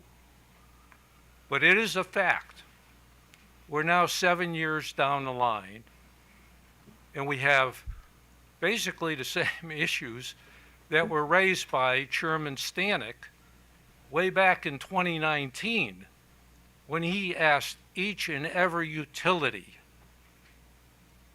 are you the responsible party? And each one said yes. They did not say at that time, well, I'm going to just rely on my vendor, period. So, anyway, that history I think is very germane because I think the impression is that EV drivers and Lanny, myself, and others are not supportive of EVSEs. We are. We're just not supportive of the way it's been done here. And to comment on location, because that's been brought up, that was done as a simplified way to get chargers out. Because I think the question may even have been answered, well, why don't we put it in other locations? And, well, we can do this a whole lot easier if we just deal with government. So that's where it was put.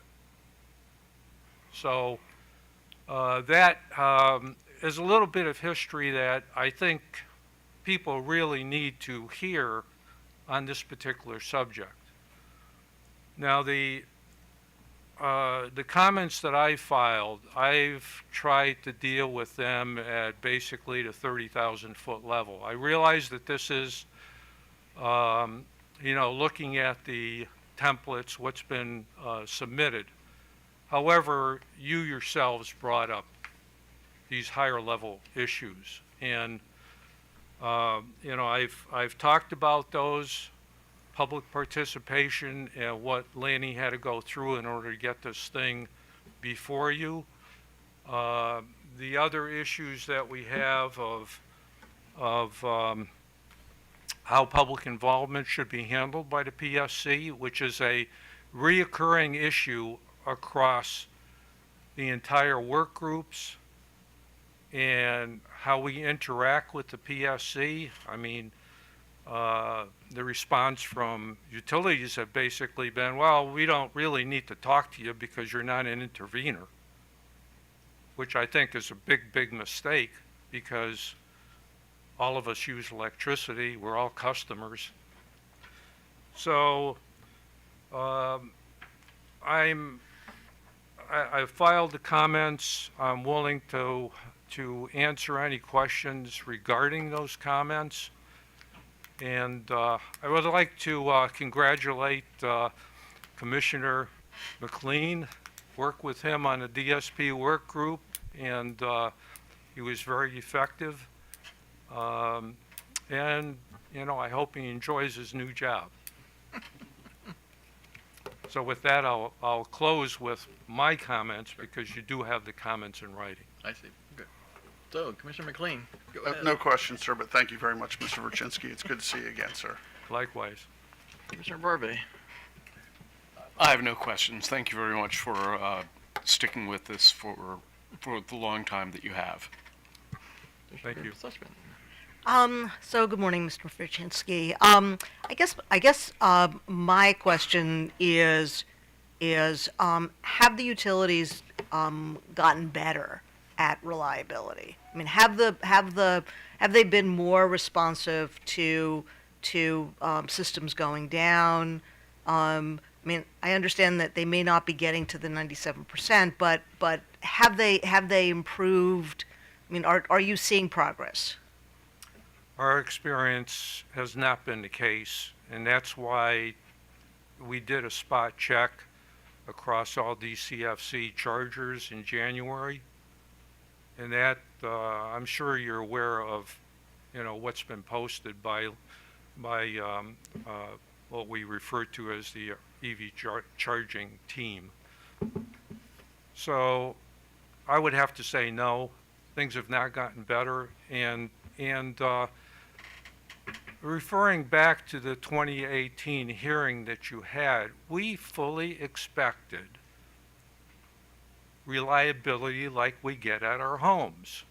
And with PC 44, we expected that since the state of Maryland is moving toward total transportation of the electric fleet, be it private or public, that this would become a core competency of the utilities.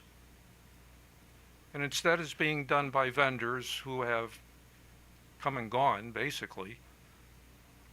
And, that's what you're faced with. Yeah, I sort of wonder if it's if some of the challenge is that they're really not, they're tasked with doing the chargers, but they're not, but the chargers are really not part of the distribution infrastructure, because there are private vendors as well, and so they're not fully in or fully out, would you think that we'd see higher rates of reliability if we define charging stations to actually be part of utility infrastructure, so that it really is because it's not really part of their infrastructure, so they're not sort of all in or all out. Well, I would respectfully disagree. They are the ones who have been interconnecting into their own system. I mean, they know what they've got. They know what the locations are. And it's been a bad case of poor maintenance. I agree with a lot of the comments here on DC fast chargers. That is a major part of the problem, although we do find that with level 2s on occasion. The DC fast chargers, that area is basically getting better and better over the years. It's leapfrogged anything else. Level 2s are probably not going to get much better than what they are. So, I would say, yeah, they're interconnected into the distribution grid. I mean, it's not like they don't know that they're there. They do know. Well, I guess so is the solution to get them out of the charging game, or, I mean, do you have a suggestion on what should happen going forward? It's a real good question.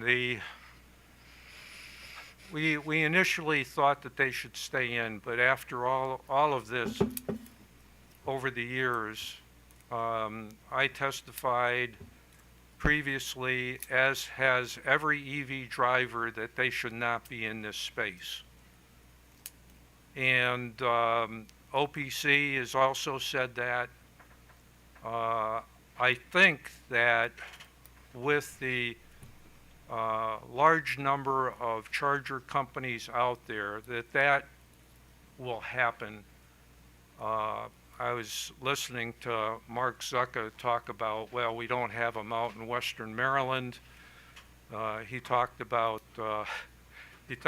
Deep Creek, and it kind of hit not a nerve, but I was out at Deep Creek, And the comments here have been, well, you know, level ones work real fine. Well, believe it or not, that's exactly what I used out at Deep Creek Lake at the lodge. I said, can I put an extension cord and hook up my EV? Because I'm going to be here for the next 48 hours while I'm skiing. Oh, no problem. So there are workarounds that everybody's doing. You've got a level one charger with every car that comes out that's an EV. And so you don't have the pressure, I think, except for the people that are traveling. And that then can become an issue. But NEVI will solve that issue, and the federal government has deemed to release those funds, so that's going to happen in Maryland. And I don't think you've got to worry about DCFC. You know, Walmart, Royal Farms, a whole bunch of private corporations have said, we're going to put them in our parking lots. So I think the utilities should not be in this space without very well-defined guardrails. Okay. That's all I have, Mr. Chair. Mr. Linton. Thank you, Mr. Chairman, and good afternoon. It's good to see you again. Thank you. In your comments, you talked about the ability for the public to be involved in issues related to EV shaping. I mean, obviously, you've spent a lot of time and effort being involved, but it's somewhat disturbing to hear that despite all of that time and effort, you're still facing some challenges. What do you think what does it look like for the public to be more involved, for that back and forth and communications to exist? Is there some kind of structure you think should exist? Does it exist somewhere else that we could look at? I believe that the public will become more and more involved with the PSCs, and it's mostly because it's hitting their pocketbook. And they're wondering what you're doing and why you're doing it. My background is in transportation planning, and I work for the Federal Transit Administration. We cooperated with the Federal Highway Administration, and one of the issues that we had, and this goes back way back into the 80s, for those of us that are old enough to even remember the 80s, that, you know, Senator Mikulski made her bones on I-70 stopping it. And that triggered a whole lot of public participation. And basically what we included in statute for public participation.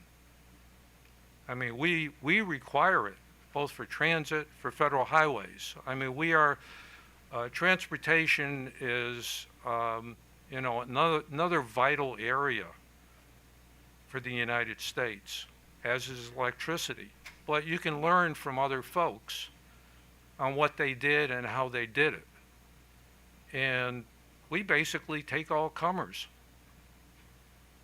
I mean, we give very defined areas or times when the public can go ahead and comment, and we don't exclude anybody, because everybody uses the transportation system as everybody uses the electrical system.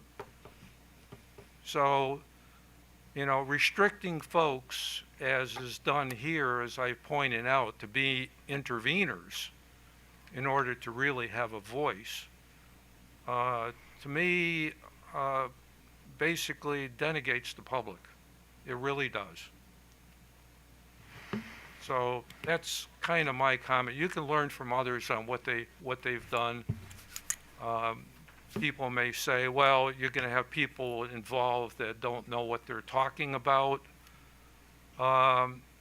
Most people will not get involved unless they have some knowledge in this area. I mean, I've had to basically educate myself over the last 15 years on what you do and how you do it. And I don't have any problem with doing that, as others. So learn from others would be what I would say that have done it successfully, you know. And from my standpoint, it's been done well, and MDOT does a real good job of what they do with their consolidated transportation programs, their plans, what they do for outreach. I mean, I commented on your rate case that you had in a multi-year rate case for BGE, and basically that's the only time that you go out and talk to the public at large. At least that's been my experience over the last 15 years, you know, unless you come in here and you testify. So I probably said too much, but thank you for the question. No, thank you. Thank you for your answer and for your participation. That's all that I had. Thank you, Mr. Chairman. So, I mean, you and I have been involved in this effort for a long, long time. And, you know, I was present at creation when we were trying to convince Detroit to build these cars. And, you know, a big factor in our mind was that one way to develop a ubiquitous charging network was to actually involve the utilities, you know, because they were pretty effective deployment mechanisms. And the concern was that the competitive market really wouldn't serve everybody, and so we kind of needed their involvement in this to make sure that we got chargers located everywhere. And so, you know, I think there, and it actually took a while for us to convince the trade association that represents the electric utilities that they ought to do this, and because they weren't initially, they were still sort of scared by what had happened with the infamous EV1 out in California, and we're a little sort of gun shy because of that. But eventually, you know, they came around and on that. And you know, regarding your participation here, I mean, I think this commission, you know, appreciates the efforts that you and Mr. Hartman and Mr. Wilson have made. You know, and in fact, one of the products of this proceeding, you know, over the course of the years has been sort of the public shaming that you guys have brought upon on the efforts by the utilities, and has sort of forced them to sort of up their game to avoid being, you know, brought before us and explained, you know, why all their chargers don't work. So I think your efforts have been fruitful, and your participation has been valuable.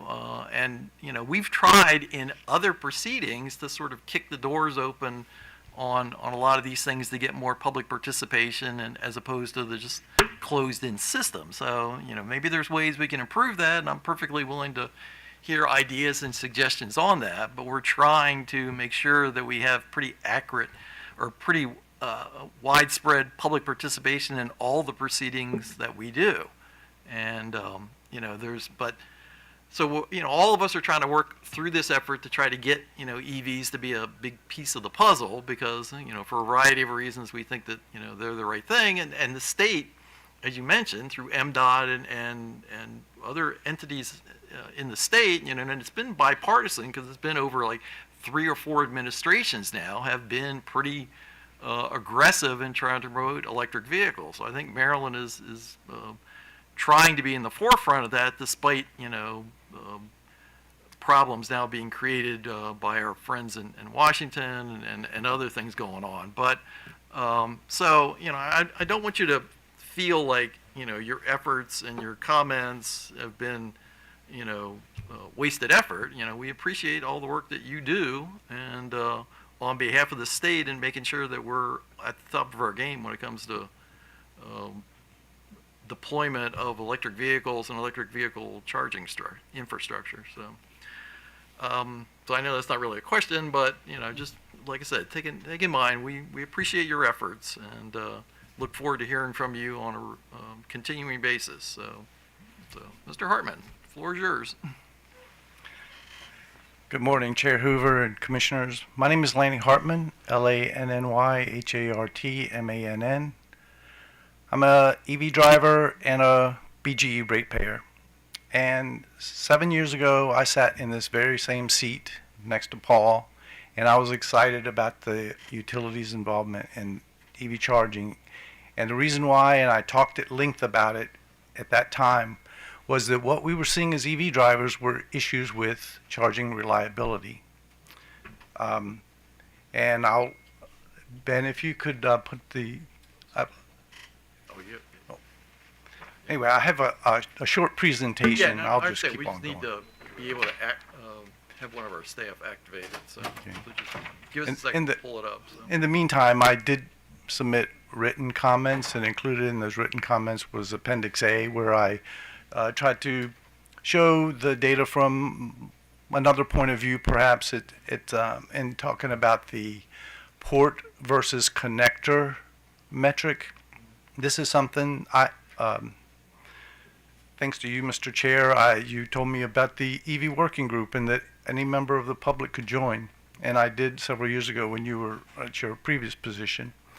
And we talked at length about the difference between port and connector uptime. So I was a little surprised to see that when the reports did come out that they were by connector. And very quickly, Ben drew a very nice graphic in one of the work group reports about this. So a DC fast charger usually has two connectors, a CCS and a CHAdeMO. And the commission decided, because it was a non-consensus issue, that they both must be working in order for that charger to be considered up. Those can only charge one car at a time. And that was the decision. So I attempted to, and I explained it in my written comments how I arrived at this, what the port uptime is for the BGE fast chargers. And I color-coded it. Green are the ones that have so far hit the 97% uptime threshold. And I've also put a column in there for the maintenance cost, so you can see the relationship between what the success of keeping these things available to EV drivers is versus the money that's being spent on maintenance for each one.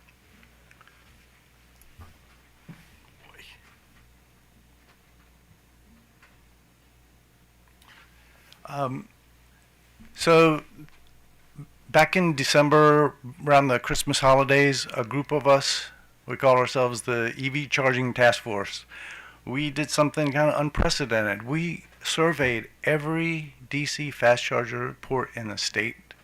I don't think anyone's ever done that to any state before. And we did this during that critical holiday travel period. There's over 300 locations, and it represents over 1,000 ports. And what we found was that Potomac Edison, one of the utility providers that runs public charging, was at the top. They have 20 DC fast charger ports, and our team that tested those, all of them were working. They had 100%. I wouldn't call it uptime, I'd call it up moment at the moment we tested them. Unfortunately, the contrast to that is some of the other utilities that were at the bottom, including BGE, which we only found that 33% of them, this was on the ground, checking them out, were working at the time that we visited them. And Delmarva Power out on the Eastern Shore, 31%. In other words, 2 out of 3 weren't working when we tried to use them. And this is for some perspective. I have been collecting data on my own for the last several years on a number of DC fast charging stations. From left to right is a BGE station that's near my house. It's behind a Howard County office building. The next one, BGE, the cell phone lot at BWI Airport. That's probably one of the highest utilized, at least in the BGE territory, fast chargers. The one in the middle is a High's convenience store in Jessup, right off of BW Parkway. There's 2 DC fast chargers there. They're made by ChargePoint. And then there's the Electrify America in Columbia. that actually has 10 charging ports. But what I've done is I've normalized this, and this is per port. So you can compare them together. And the last one is the Tesla supercharger in Hanover, Maryland. And I just wanted to show you this chart to put in perspective the utilization and the growth of utilization over time, or in some cases they might be going down. I don't have an explanation for all of it, I think, but Tesla may be due to other Tesla superchargers opening nearby in the vicinity and traffic being dispersed to those. And I just want to highlight an example of a BGE DC fast charger location. This is in Bel Air, downtown, and it was commissioned in 2022. It was one of the first DC fast chargers to be commissioned. It cost $131,000 to install. In the first 6 months of this year, it took in basically $3,500 in revenue from EV drivers. The electricity cost was almost double that. So right off the bat, just comparing the revenue versus the electric bill, it's already underwater. And the maintenance cost on this was $4,348. So for the first 6 months of the year, the net operating loss was over $7,000. And this is something that I did with the data from the Q1 and Q2 reports. These timelines are for the entire 6 months for both quarters, and those vertical lines are separated by days. So the longer days would be the days of more utilization. And the top one is charger 1, the bottom is charger 2. And that 200 kilowatt hour dotted line is kind of the benchmark that DC fast chargers are looking at in order to kind of break even. And I got that number from an investor call from EVgo, which is a publicly traded DC fast charging company. So that would have to be almost all blue for it to be sustainable financially, according to them. And I want to direct your attention to the two arrows. There are long periods of time where that particular charger seems to have not dispensed any electricity.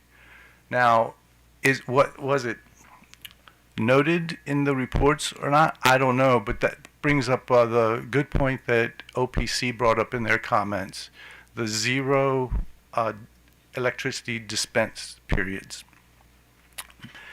That needs to be explained, in my opinion, because there are a lot of zero electricity percent or 0 kilowatt hours dispensed episodes in the session data.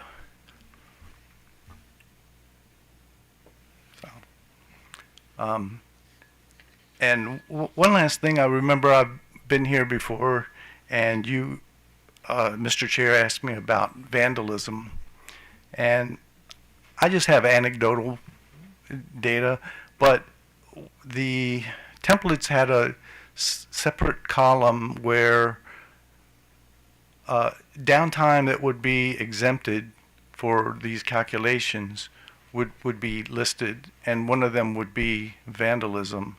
And I encountered incidents, unfortunately, of what certainly appears to be vandalism, and I put that into my written comments. And I wonder why that wasn't in the reports, because I think that would be valuable information of, what are we dealing with here. I know that you were interested in that, so thank you very much. And if I have more questions than answers, but if I can help, I certainly will. We appreciate that. So, Commissioner Sussman. Good morning, Mr. Hartman. I guess I have just one question for you. Should utilities be in the charging business in Maryland? Well, I think no. I've been so disappointed. I've been here time after time, and I think I keep coming back because I realized that I made a mistake when I was here 7 years ago. Felt like I was assured of one thing, and the way it's played out has been very disappointing. And I've done everything, including joining the EV work group, going to all these stations, because we're told one thing, the uptimes, oh, they're very high. In fact, my wife and I it's almost kind of like a joke, 100% uptime. That's code for it's not working. And I got that because I used to put in kind of on this quest to why is there a difference between my experience and the experience of the other EV drivers. And you know them, you've heard the stories, or you encountered them yourself. They don't work. But the reports that like MEA was getting, which I asked for the quarterly reports from their grant programs, they would often say 100% uptime for a quarter, where I had been to that station and know it wasn't working. So that's kind of right. So I guess the concern I have, and you're following it way more than I am, and I really appreciate that. If we were to tell the utilities you're out of the charging business, are we going to lose chargers in places where the charging network is not interested in deploying chargers, or do we have? Is there enough infrastructure, or you believe that there's going to be enough infrastructure to take care of those needs? Yeah, it depends. It could be a phase-out thing. For example, Potomac Edison talks about they're the fast charger of last resort in Western Maryland. But you could say the same thing about the Eastern Shore. Now, I was here almost a year ago, and I talked about a charger where I encountered a family who was trying to get to the beach.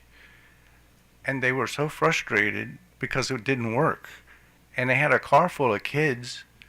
And you know what? That charger, as far as I know, is still not working. It's been almost a year. If it has worked, it's only been for little periods of time. Now, that's, in my mind, is a stranded asset. And someone else, another private company is coming along, oh, there's already a charger there in Salisbury. We don't need to put one there. Okay. I think, yeah, that's my, I wrote a op-ed for Maryland Matters, and it was time to pull the plug. That's my opinion. How it's done is up to you. Okay, I appreciate it. Thank you. That's all I have, Mr. Chair. Mr. McLean. No questions. Thanks for your presentation, sir. Mr. Barbie. Also, no questions, but again, thank you for all the hard work you've been doing over several years. Mr. Litton. Thank you, Mr. Chairman. Good. Almost. Good morning. First off, I was going to ask if you needed a job. I mean, some of this work is very impressive, and I certainly do appreciate it. You noted that you saw some incidents of vandalism, and that our reporting may not capture that as well as clearly as it should. I'm curious if you had also seen in your review reports or been able to witness any icing. Because I personally, as an EV driver, I consider that to be a downtime situation as well. Even though that may not necessarily be the fault of a utility company, it's a charger that's not accessible. And just for those who may not drive an EV, that has nothing to do with current uses of the word ICE, but it's a different terminology. Internal combustion engine. So it's when a person who does not have an electric vehicle parks in an electric vehicle charger, therefore making it inaccessible to a person with an electric vehicle. Yes. That used to be much more of an issue years ago, but I think now as people get used to charging stations, but I did actually come across an instance of icing a couple weeks ago at my local library. It wasn't a utility-owned station, but I worked with my council member at the time, Jen Terraza, on a bill in 2014. Paul was there with us too, because back then it was a real big problem. So Howard County was probably, I think, is the second county in Maryland to pass a law so the police could write tickets. It depends on the sign being posted, though, a certain sign.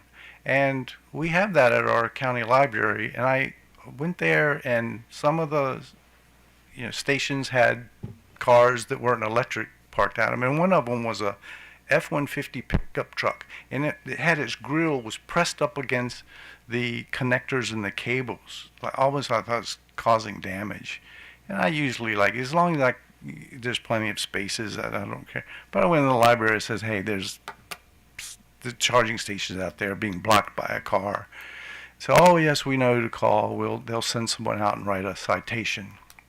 So when I went out there an hour later, there was no citation, but the owner of the truck was coming out.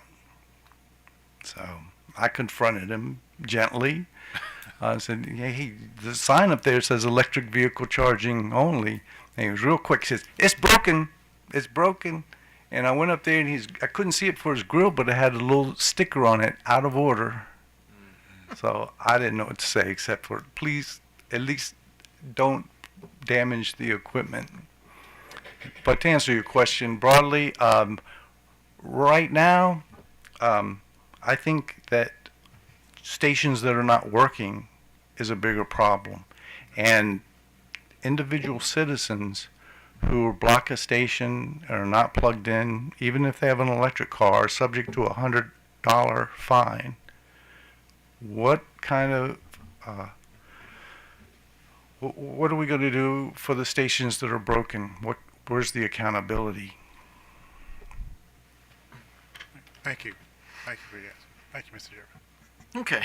Well, actually, I forgot. Yeah, Commissioner Barbie, go ahead. Actually, we enacted a law. It was Senator Clarence Lamb was the sponsor, and so that's illegal in the state of Maryland. The only question is whether the police will have the time to actually drive by and do a ticket. But.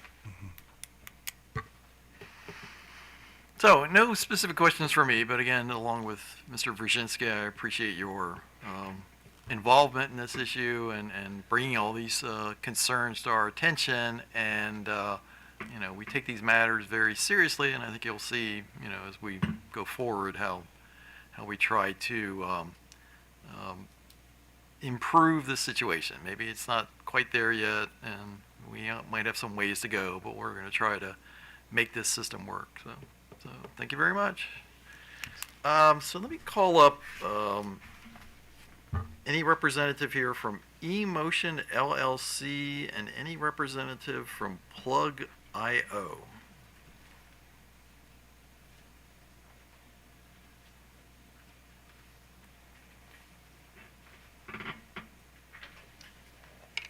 Good afternoon, Commissioners. Good afternoon, Commissioner Hoover. Thank you for having me here today. My name is Andy Fraser, F-R-A-S-E-R, and I'm with eMotion. eMotion provides education to the public and to auto dealerships on EVs, trying to help provide or get adoption of EVs. I had a lot to say, but a lot of it has already been said here. I think we all realize there's a problem here, and I think we're all trying to fix the problem. But I just wanted to share a little bit of my experiences. So when I go out to talk to an average person, or I'm speaking or talking to a dealership, I get a couple of questions, and the questions I get are infrastructure. Is infrastructure ready? And the media has done a great job out there pretty much saying infrastructure is not ready, and when it's not ready, we're reinforcing that. And then the other part is the reliability, and I think it is so important. And I can tell you, an acquaintance of mine was going to buy an EV. They wanted to buy an EV. They have a place at Deep Creek Lake, right? And I commend Potomac Edison for the reliability of their network and everything. But I think that especially that area, the Eastern Shore and even Southern Maryland, I don't know if the commercial sector is going to build there, but we need reliable infrastructure there if we're going to get people to buy EVs. It's so important. And every time, from a reputation perspective, every time someone goes to an EV charger or they can't get their car charged, it is devastating. It's absolutely devastating to public opinion. We all know this, right? It's a billboard saying stick with fossil fuel, and that's not what any of us want. I'm not going to say that the utility should get out of this. Clearly, especially Potomac Edison, looks like they're doing a really good job, but I would like to see them improve and grow that infrastructure in Western Maryland. But it looks like what they're doing, especially partnering with ChargePoint, has some success, and maybe that's something to look at. That's about what I have to say. I don't have a lot else to say, but I'm glad to take any questions. We're all here. We all want this to work. I don't know what the right formula is there. A lot's been tried. And from what I've heard from Potomac Edison, it looks like there's been some success there. Okay, Commissioner Barbe. Just want to state for the record that this individual might be related to a member of the Maryland General Assembly who we are familiar with. Isn't that so? I don't know about that. Absolutely, yes. Okay, well, thanks for your hard work, too. Mm-hmm. Mr. McLean. No questions, sir. Commissioner Sussman. No questions. Commissioner Linton. Thank you, Mr. Chairman. No questions. Thank you. Thank you very much, everyone. Thank you for coming, and give your brother our best regards. Will do. So, we're actually going to now break for lunch, and do you want half hour? Half hour. Okay, so we'll be back at a little past, so 12:35, so. What's that? We have- could just keep going. Well, it's up to you. We have staff and OPC, And that's so. it. So,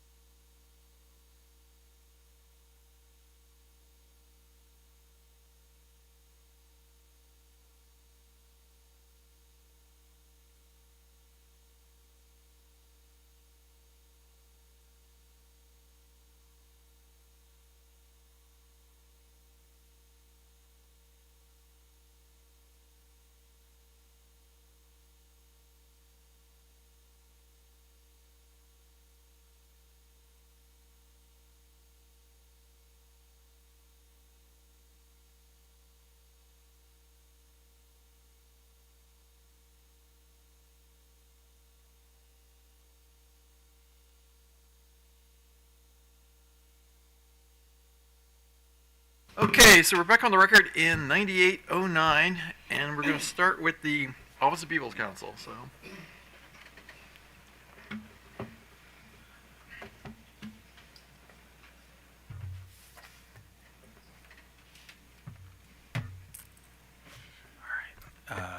Good afternoon.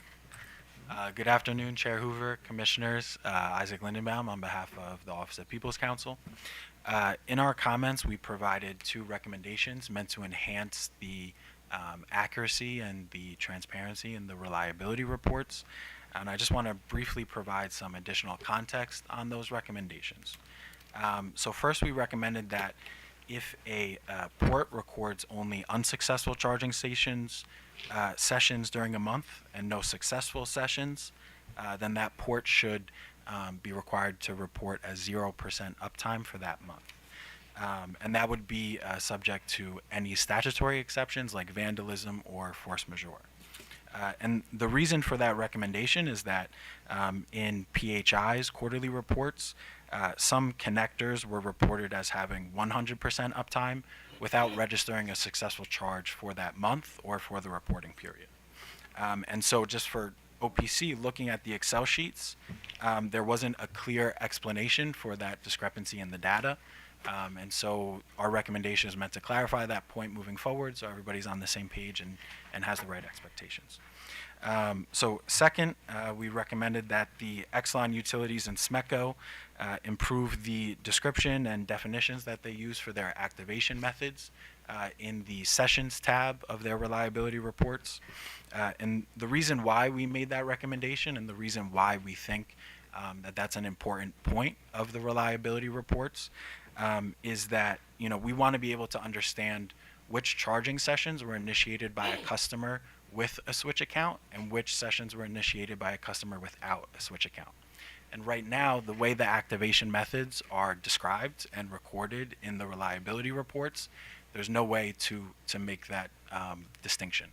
And so an example of the type of description and definition for the activation methods that would be helpful for OPC is included in PE's quarterly reports.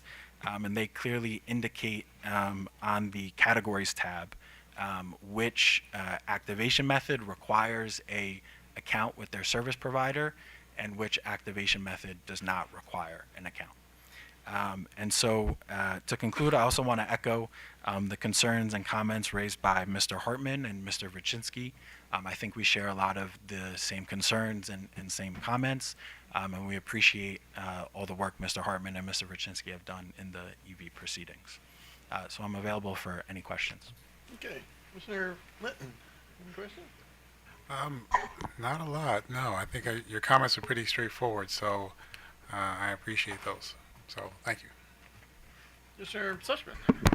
Good afternoon, Mr. Lindenbaum. So you mentioned that you share a lot of the comments of both Mr. Vichinsky and Mr. Hartman.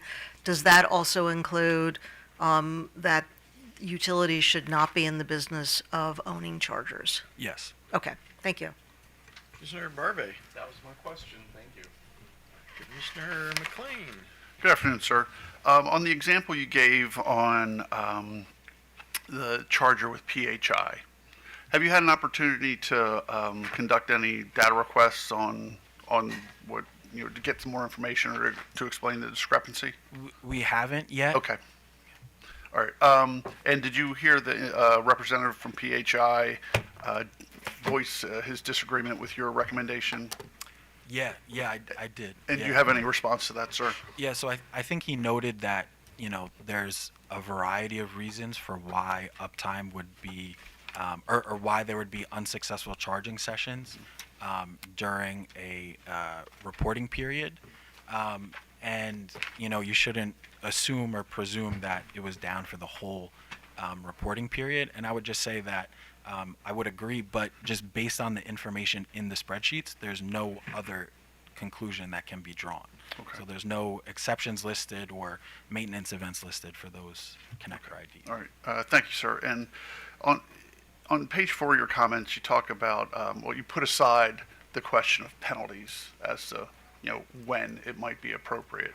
Do you have a position on a particular time? Yeah, I think we would align with staff, which said after 12 months is the right time, and that's consistent with NEVI and the PUA.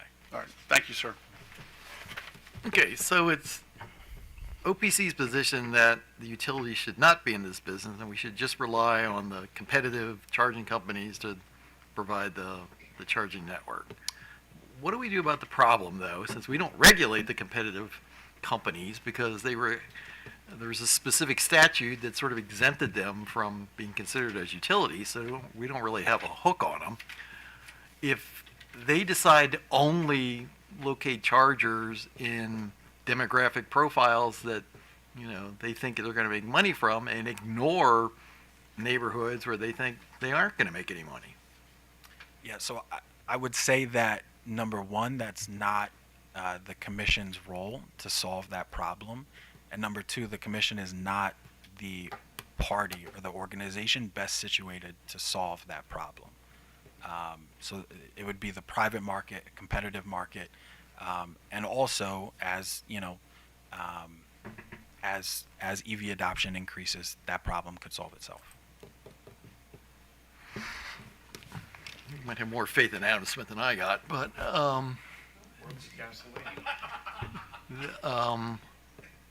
because one of the concerns that we've had, and it was in the solar, you know, installation on people's roofs, you know, was this equity problem where, you know, the solar roofing companies went to the suburbs and weren't so much interested in urban areas because, one, you know, there were rental properties and they couldn't put things on that.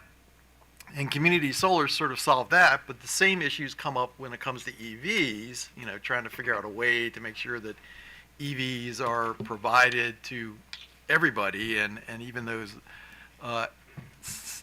service territories that, or parts of the service territory that aren't so attractive to competitive companies. So I guess, you know, we're concerned to make sure that while the utilities aren't a charity, they are, you know, at least in a position to deploy charging infrastructure in neighborhoods that maybe aren't necessarily that attractive to competitive entities. Yeah, again, I think I would just repeat that, you know, I think that extends beyond the core competencies of the utility. It extends beyond, you know, their statutory duties to customers and could undermine the service that they provide to residential customers. Okay, all right, thanks a lot. And with that, let me move on to staff council, but we will have one other public comment after we get done with staff, so.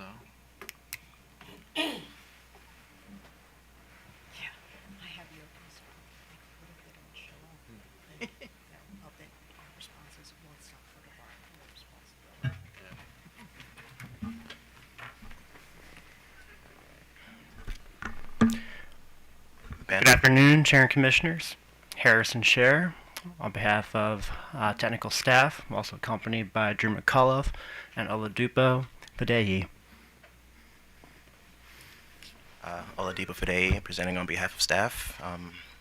Ben, I want to ask if the slides are on this computer. Wait a minute. Can you spell your name? Yeah, actually, I'm going to need you to spell your name for the court reporter. So. Oladipo Fadehi, that is O-L-A-D-I-P-O.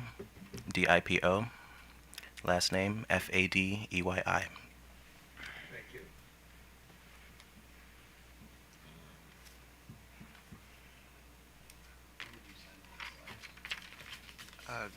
Yesterday around 2, I believe.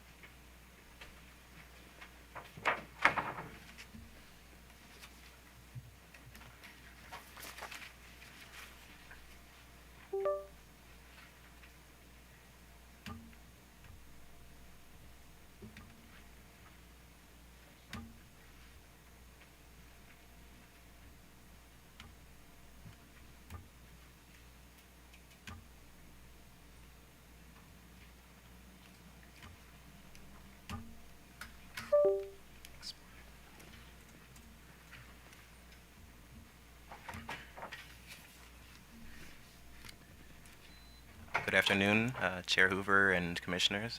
Deepa Fade presenting on behalf of staff. So in the first half of 2025, utilities reported 1,364 charging ports, and staff noted a positive upward trend in uptime performance, going from 52% in quarter 1 to 60% uptime in quarter 2.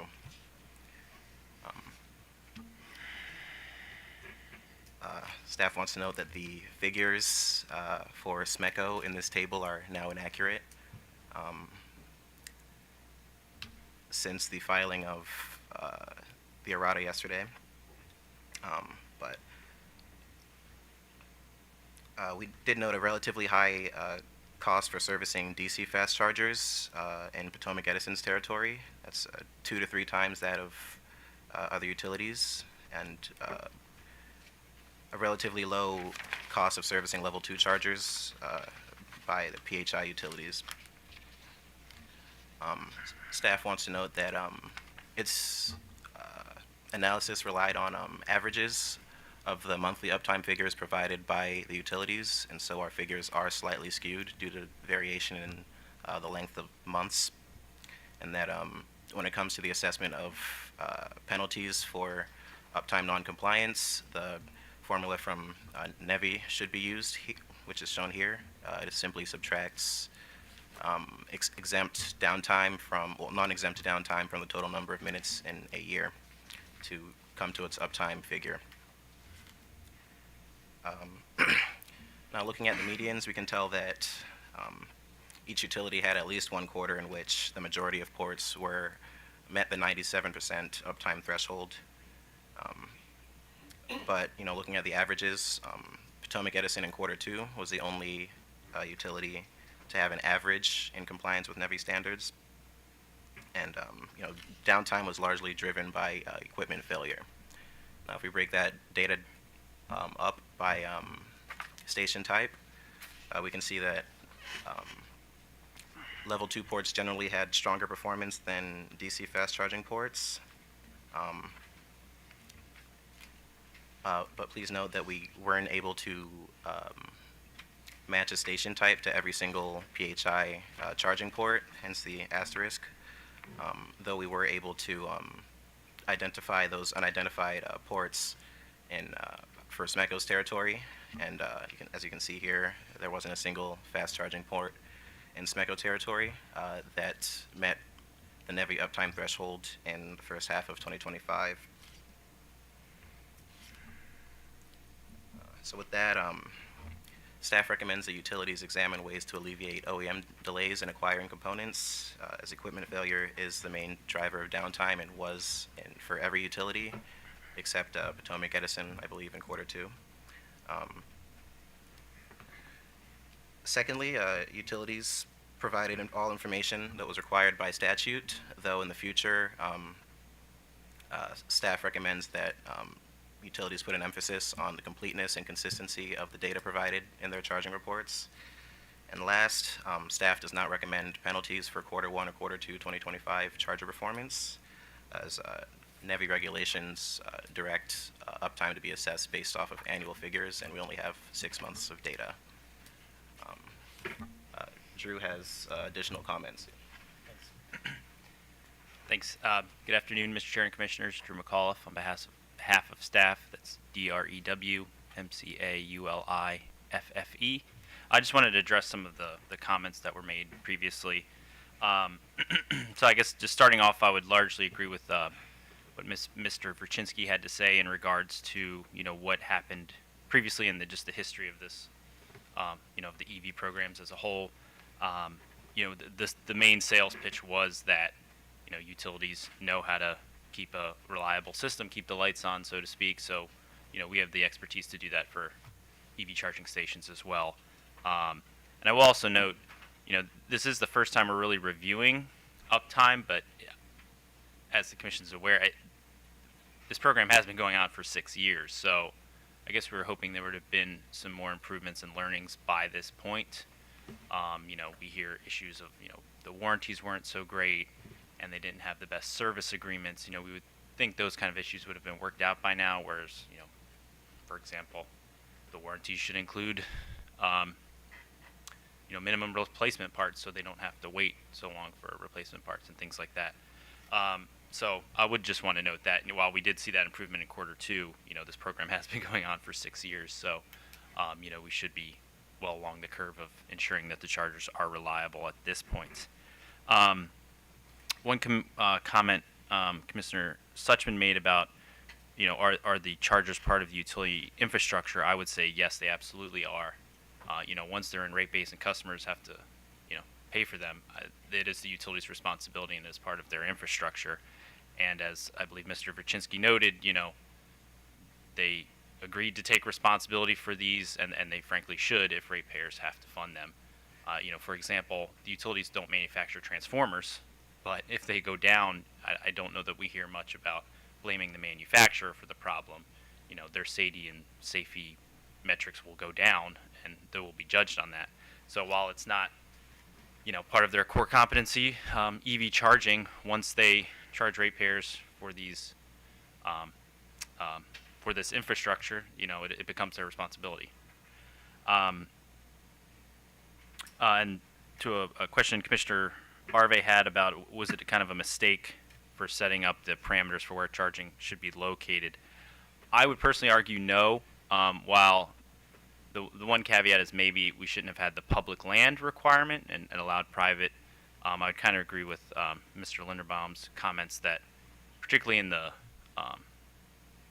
urban areas where we're seeing a lot more charging, I would much rather prefer the market handle those situations because, in a free market, we'd expect those chargers to operate more efficiently as it's their business model, and if they don't operate, they go out of business, unlike a monopoly business. So I would argue that the parameters we set up were not necessarily a mistake, but sure, there can always be tweaks and to make things a little better. Let me see. And then Commissioner Suchman also made a comment about kind of replacing fast chargers. Staff would have a lot of concerns about that.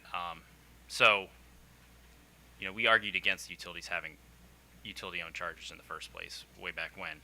And this is kind of one of the main reasons why, along with kind of the economic arguments, is this is an ever-evolving, technology, and they're kind of always going to be behind the curve with this. We don't really want ratepayers to pay for that, pay for the utility to kind of keep up with the Joneses, so to speak. So they have the 50 kilowatt chargers, for example, for fast chargers. I'm not aware of any EV drivers who really would want to use those because they're extremely slow. Frankly, and we also heard, well, we could upgrade to 150. Frankly, 150 is pretty slow now, too. So we're just always going to be behind the curve.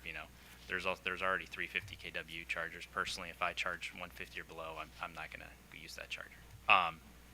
So with the ever-evolving technology like this, it's just going to be a constant problem of do we have the most up-to-date equipment? And obviously that goes back to the utilization rate. If they don't have the best technology, customers just aren't going to use it. So we'll also it'll just be a stranded asset at that point. We would have paid for it to be put in, and then also we're not getting any revenue to sort of pay for it going forward as well. And that kind of gets to my point about, I'm sure you'll ask the question whether they should still own chargers. So as I said, staff, way back when did not want them to own these type of chargers. I would say it's kind of a nuanced question going forward. So I believe Mr. Hartman brought up maybe a phased out approach, but I think the utilities can still fill the niche kind of roles. To get to your question, Mr. Chair. So obviously we know charging occurs at home. The large majority of charging occurs at home. So obviously we've addressed the mud issue many times. And the charging companies really haven't gone in there. So, these aren't recommendations, but that could be one area where we continue to encourage utilities to put L2 chargers. I'm not so sure we want them installing many more fast chargers, just because that's where the technology is ever changing. They're obviously costlier to maintain. They're more expensive to install. However, if the commission, we could consider, for example, PE, Delmarva, and SMECO possibly having fast chargers because of their rural nature, and there may not be chargers near the main thoroughfares or something like that. But so I could see the utilities owning L2 chargers at MUDs, places of business for workplace charging, things like that. If there's, identifiable gaps in the charging market that we see, I think that could be kind of a happy medium. So, thank you. Okay, Commissioner McLean. Thank you, sir. Good afternoon. Mr. McAuliffe, just to pick up where you left off, so for the fast charges that are kind of legacy, are we approaching or are already there in terms of a point of retiring these things rather than continuing to spend money to try and upkeep them? That's a great question. I think we'd have to have discussions with the utilities about that. So, we've heard it's hard to get parts for these, things like that. So, yeah, we could be there. And it was also considering we could use these areas maybe to entice charging folks to show up because the infrastructure is already there.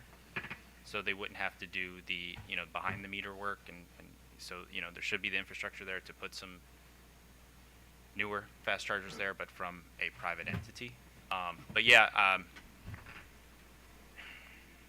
if they can't even source the parts because the manufacturers don't produce these anymore, I think that kind of speaks for itself. Okay. All right. Thank you, sir. So with the 97%, that's based at the port level, correct? Or that's what we're grading on? Yes. Okay. And we had one utility out of 10 quarters met that, correct? Right. Yes. And that's based on the way we calculate it. There's a few ways to do the average, but yes. Okay. All right. Well, and you also noted that it's clear that the OEM delays have had a barrier to compliance. Mm-hmm. Is that, in staff's mind, is that acceptable to count those delays as as an exception? I would argue no. With a lot of the presentations we saw that it's kind of outside of our control, that kind of thing. Based on your transformer example. Exactly, and this isn't a new argument. This has been coming, I've been part of the PC44 work group since the beginning, and this argument has come up many times. But no, I would say if, ratepayers are paying for these and you've taken responsibility, like I said, you need to have better agreements or what to make sure you have the parts, that kind of thing. Okay, thank you, sir. Last question. On page 14 of the staff's comments, it's under data quality. It starts out, assuming that the utility submissions are accurate and complete. Does staff have any concerns about the accuracy and completeness of the filings? No, we don't. Okay. All right, thank you. Okay, Commissioner Linton. Thank you, Mr. Chairman, and good afternoon. So just to pick up on your answer to the last question, a couple of companies have suggested that there were various reasons for why they have missed the uptime. They've suggested, as we've talked about earlier, insects, inability to access certain replacement parts, and even a form of force majeure. Do you think we have that defined clearly enough now so that when we get to the point where we have 12 months worth of data, we can fully review it and make some determinations as to whether or not they've met the uptime? I don't have all the specifics in front of me, and I can't recall what we've discussed over the years, but I believe we've already carved out what the exceptions are. I believe we do have force majeure exceptions. I'm not sure we necessarily heard that. Not to mischaracterize what anybody said, but I heard weather. Do we hear that about lines being down and things like that? Obviously, there's weather every day, so I'm not sure that's a great excuse unless it's a snowstorm, hurricane, things like that. Particularly, these are on the ground. You don't need to go up in a bucket truck or anything like that. So we already have carved out exemptions, in my opinion. All right, and for the question of utility ownership, there have, of course, been some parties suggesting that the companies should no longer own this equipment. I asked a question earlier about what we were doing with the current costs, and I did have some questions about what it looks like if we decided not to have utilities own the equipment anymore. What do we do with the costs? I mean, the infrastructure, I guess, becomes stranded at that point. It's been proposed, and we don't have enough data yet to know if that's even something to explore or not.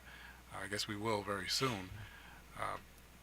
Has the staff begun to think through this process? Is this something that the commission should pay attention to now, or do we need years of data before we start thinking along those lines? Thinking along the lines of shutting some chargers down. Well, Or removing. I guess there's ranges between shutting some charges down and just saying utilities are out altogether. Gotcha. We have been thinking about this, frankly, for a while. So I like the idea of kind of a phased out approach of maybe specific chargers for it. So we're not saying to rip them out right now or anything like that. Like I said, if there's these 50 kW fast chargers where they can't get replacement parts and the utilization rate is a very small number, I think we could start to consider what do we do with those going forward, whether it's try to find a entity to take responsibility or to use the current infrastructure there to install maybe a new charger or something like that. Like I said, I think we can probably keep a lot of the L2s because like how it's been discussed, L2s would go up to a certain threshold, so there's no really technological advancement that's going to really happen there. And that can help fill the needs, like I said, at MUDs, workplaces, places like that. We have been thinking about it. I think we could have discussions with utilities and other parties to see how much maintenance are you spending on this charger? Does it even get used? Is it of the older vintage? Things like that. Okay. All right. I have one other question. It's a bit more tangential to some of the conversation we're having. It has nothing really to do with the data, but it does tie in a bit to the overall question of whether or not utility companies own the infrastructure going forward. As part of the reason why the commission first initiated this is that, if I recall correctly, the work group at the time proposed a much larger pilot than what we eventually had proceeded with. In part because there was some concerns about cost, but also because many members of the charging industry, which we don't have here today, but at the time they believed that by including the utility companies as part of the charging infrastructure, that it would incent them to also come here. That would help to develop more of a make-ready model, so that they would be able to bring their infrastructure in and offer charging to compete with the utility companies. So in time, we wouldn't need as much utility work because the charging industry was here doing that work for us. So I guess the question then becomes, have they been showing up over the last several years? Have you been noticing that? And I know that's not related to the data we're seeing quality today, but Maryland is still very much so focused on embracing the electric vehicle transition. So we're going to need chargers one way or the other. No, the way you described it is how I remember it as well. And no, I'll just say I can guarantee there's more chargers than there were then from the private entities. Now, again, it's just, are they where we exactly want them to be? I guess is one question. For example, the Tesla market is infrastructure, I should say, is pretty large now, and most manufacturers are moving to their charging standard, the NACS, the North American Charging Standard. So, those chargers are open to most other vehicles now, as long as you get the adapter, or a lot of the manufacturers are just going to build that type of charger in there. But we've definitely seen growth from the private marketplace. Again, is it exactly where we want it to be? It's hard to say. But as we've heard, and I was checking the app as PE was talking, just seeing how many chargers were out there in Western Maryland, and it's definitely not as many as you find in the Baltimore, DC area for sure. Okay.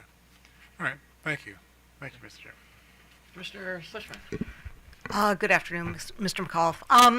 So I've been kind of noodling the slide that Mr. Hartman had prepared about the cost of a particular charger. So it was $130,000, and then how much it was being used and costs of O&M. and I guess I just wanted to talk to you a little bit about how, I mean, we do cost-benefit analysis or benefit-cost analysis on almost everything because we want to make sure that the benefit exceeds the costs. And that particular chart made me think about the costs of this. I mean, and we always try to promote programs that where the benefit exceeds the cost so that you're not imposing costs on ratepayers. And has there been some kind of analysis of how these chargers do on a cost benefit analysis perspective? And I'm assuming that the benefit comes from the monies that the utilities get from these chargers. So is there anything other than is there another benefit that you look at other than what they're getting from the chargers? Yes. So in the order 88997 that approved the EV program, there was I believe it was a footnote requiring BCAs from all the utilities when their next rate case came around for their EV programs. So we have seen benefit cost analyses for from all their EV programs, such as the residential smart charger, home smart charger, among others. But yes, so they were BCAs for the utility-owned charging network. So no, the benefits were, it had everything in there, so like climate, CO2 reductions, right. The adoptions of EVs because these chargers are now there, how it incentivizes more EV adoption, all those sorts of things. So I don't recall what their scores were. I believe they were above 1, but I can't. Right, I would assume that the benefit exceeded the cost. Yeah, but so it wasn't just revenues. Right. Is there a way that we can get data?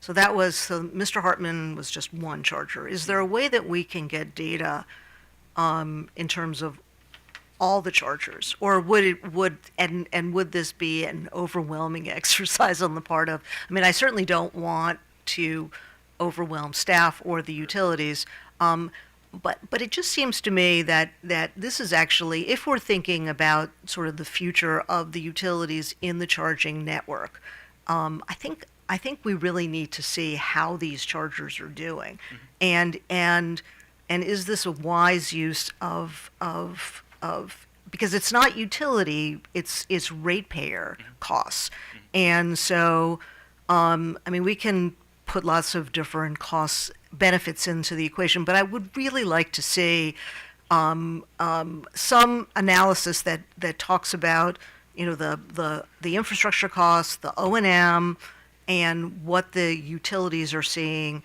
in terms of usage. And so is that something that staff could present to us? So in the semi-annual reports, we do get the profit loss results. But that's just the pure energy, and the semi-annual reports do also, I believe, have the cost to install each charger. So okay, so if you could pull that out, I would love to be able to see that. Sure. Yeah, it may. I'll just say it may take a while because it's PDF. If we could get an Excel file from the utilities, that'd be great. Yeah, I think we're not in a big hurry, but yeah, we get that information. Okay, and then how does the utility account for the monies that it receives from these charging networks? How is that sort of reflected in their sort of? I mean, I'm assuming maybe it sort of offsets O&M. I mean, how do they account for that money coming in? Well, I think at this point it's just to offset it's used to offset the bill for the station. So many stations still don't earn enough revenue to pay purely for the electrons. Oh, I see. Okay. Some of them do, but most don't. Okay, and then has there? I mean, we're mostly dealing with these as reg assets now. Is that? I mean, I guess the question is, have we approved any of the spends for rate-based purposes?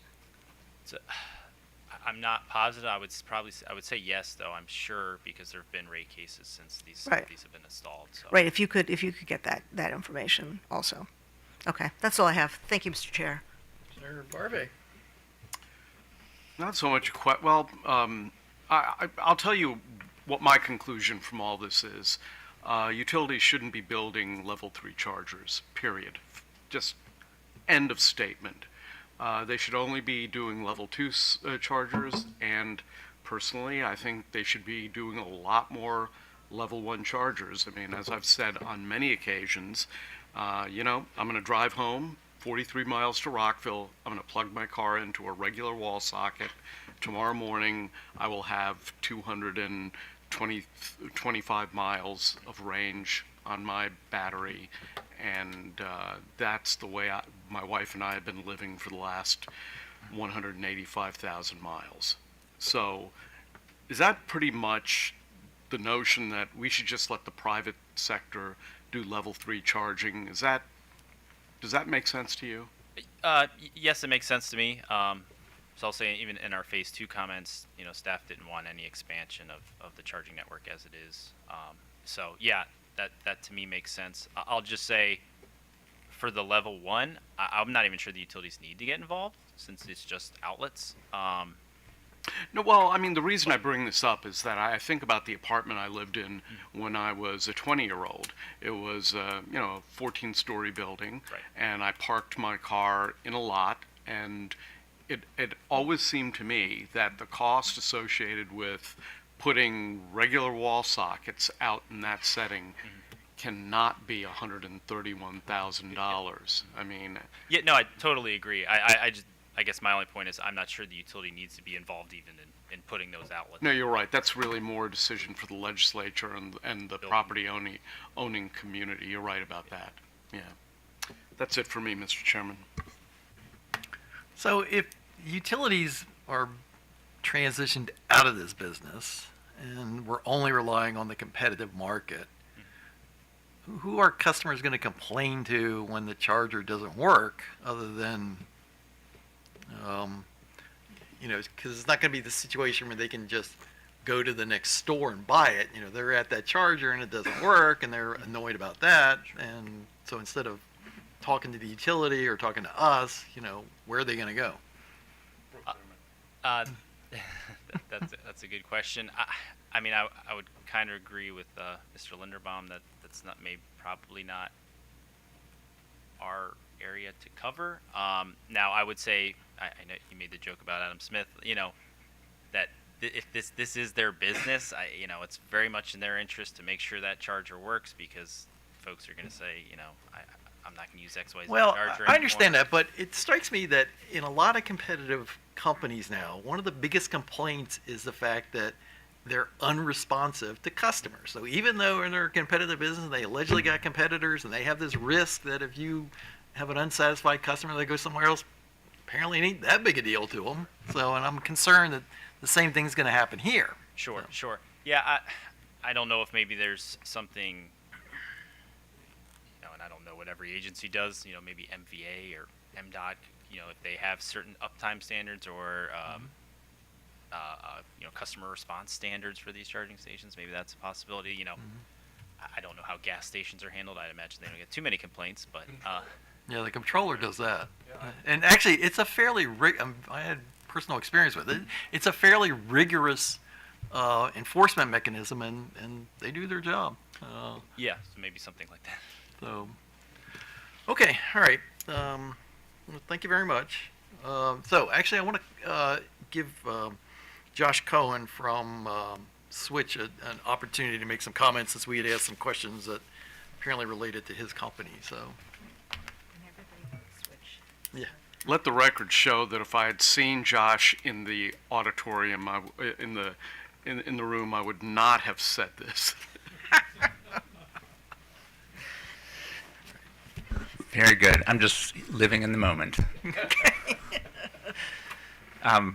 Good afternoon, Chair Hoover, members of the Commission. My name's Josh Cohen, spelled Joshcohen, and I'm here with Switch, spelled SWTCH. I am here representing Switch in its capacity as the network operator and vendor for BGE, PHI, and SMECO.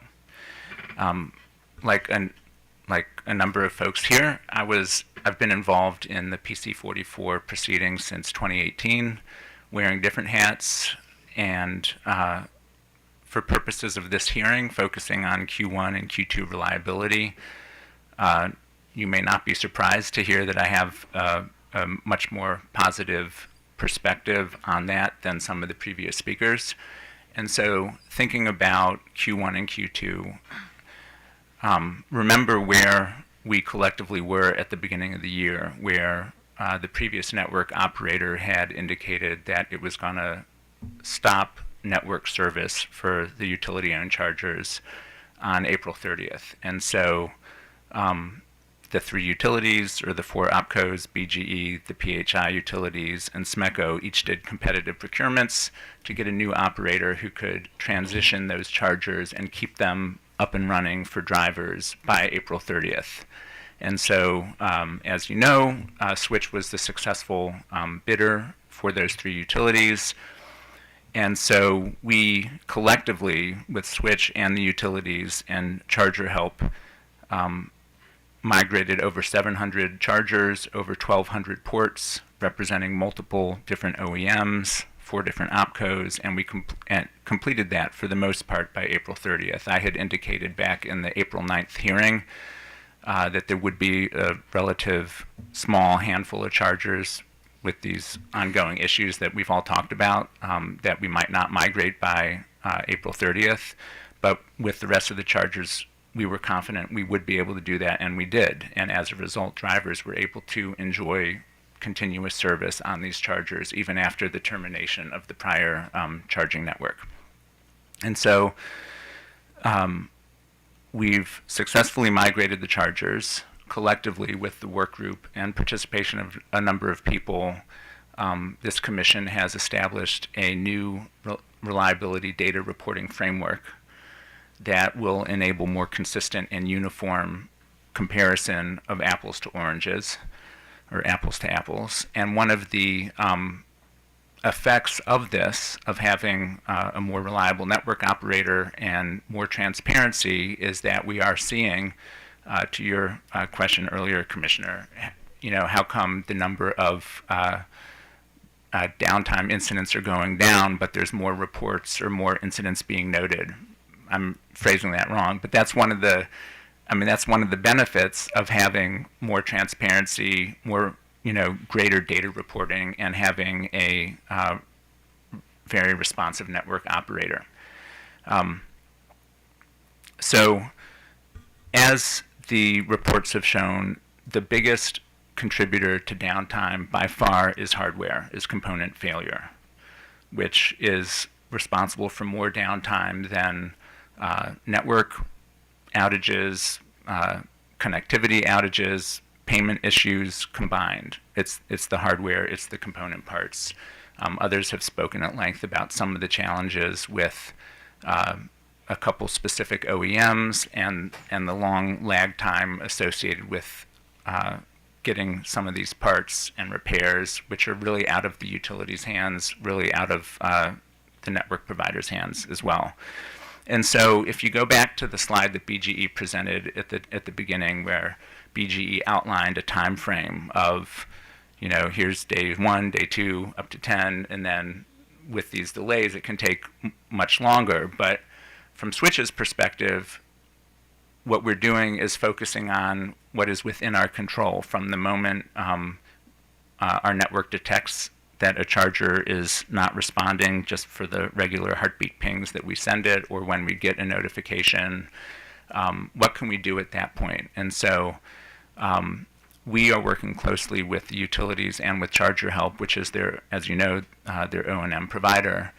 And just as an example of how we're working to streamline that part of it, we just, in the past few weeks, completed an integration with Switch's back-end software platform and Charger Help's proprietary platform that relies on OCPP, the protocol you're all familiar with, but it uses an API integration to give Charger Help instantaneous real-time access to the logs that are on the Switch network.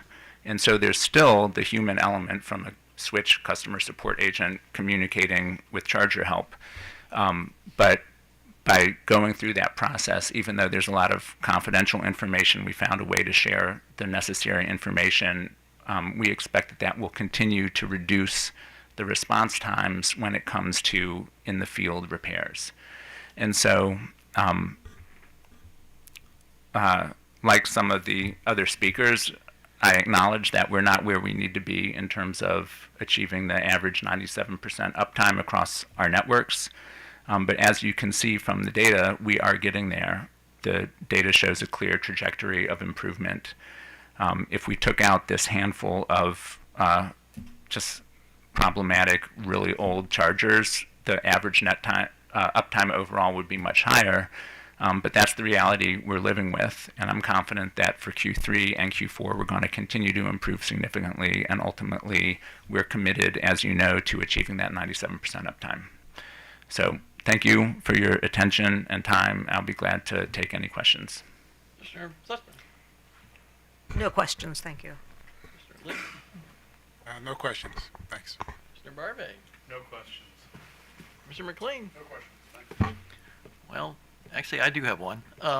So this arrangement that you described between you and the other entity that services the charging stations, so you're both contractually connected to BG&E, but so I guess what I'm wondering is, in the perfect system, you alert the maintenance company what the problem is, and they go take care of it. What if they don't respond? I mean, what's the enforcement mechanisms? Because they're not working for you, even though they're working for you in an indirect sense. I mean, do you have to then go to BG&E and say, hey, we told the maintenance company to do this and they didn't do it? You need to lean on them? That's a good question. I'm unaware of any instance where we've had to do that. I understand that, but I guess I'm imagining worst case scenario. So, hopefully everybody does their job, and when you tell them, I mean, it sounds like a very good system in theory that you're the one that's spotting the issues, and so they don't have to worry about that. You're the alert system, but I want to make sure that they do their part of the job and don't decide that, oh, we'll get to it, the next day or the next day. As a way of making sure that this, enhanced response really works. Yeah, that's a good question. I think the utilities could probably better speak to that. Okay. Because as you mentioned, both Switch and Charger Help are contractually responsible to the utilities. Okay. All righty. Well, I guess it's, again, I understand everybody's got the incentive to make this happen, but I am very, very concerned, and I've expressed this any number of times, that this problem needs to get fixed, and I'm sort of tired of just going through the public shaming situation. So hopefully, I've seen the efforts that have been made by the utilities and what was described today, but everybody admits that we ain't quite there yet. So so I want to make sure that these new systems work, and I'm imagining worst case scenarios, but that's part of our job, is to sort of do that and make sure that it doesn't happen. So anyway, well, I thank you very much for coming today, and to everybody else that came, the utilities, the government agencies, and the public citizens. Thank you. And with that, we're adjourned for today.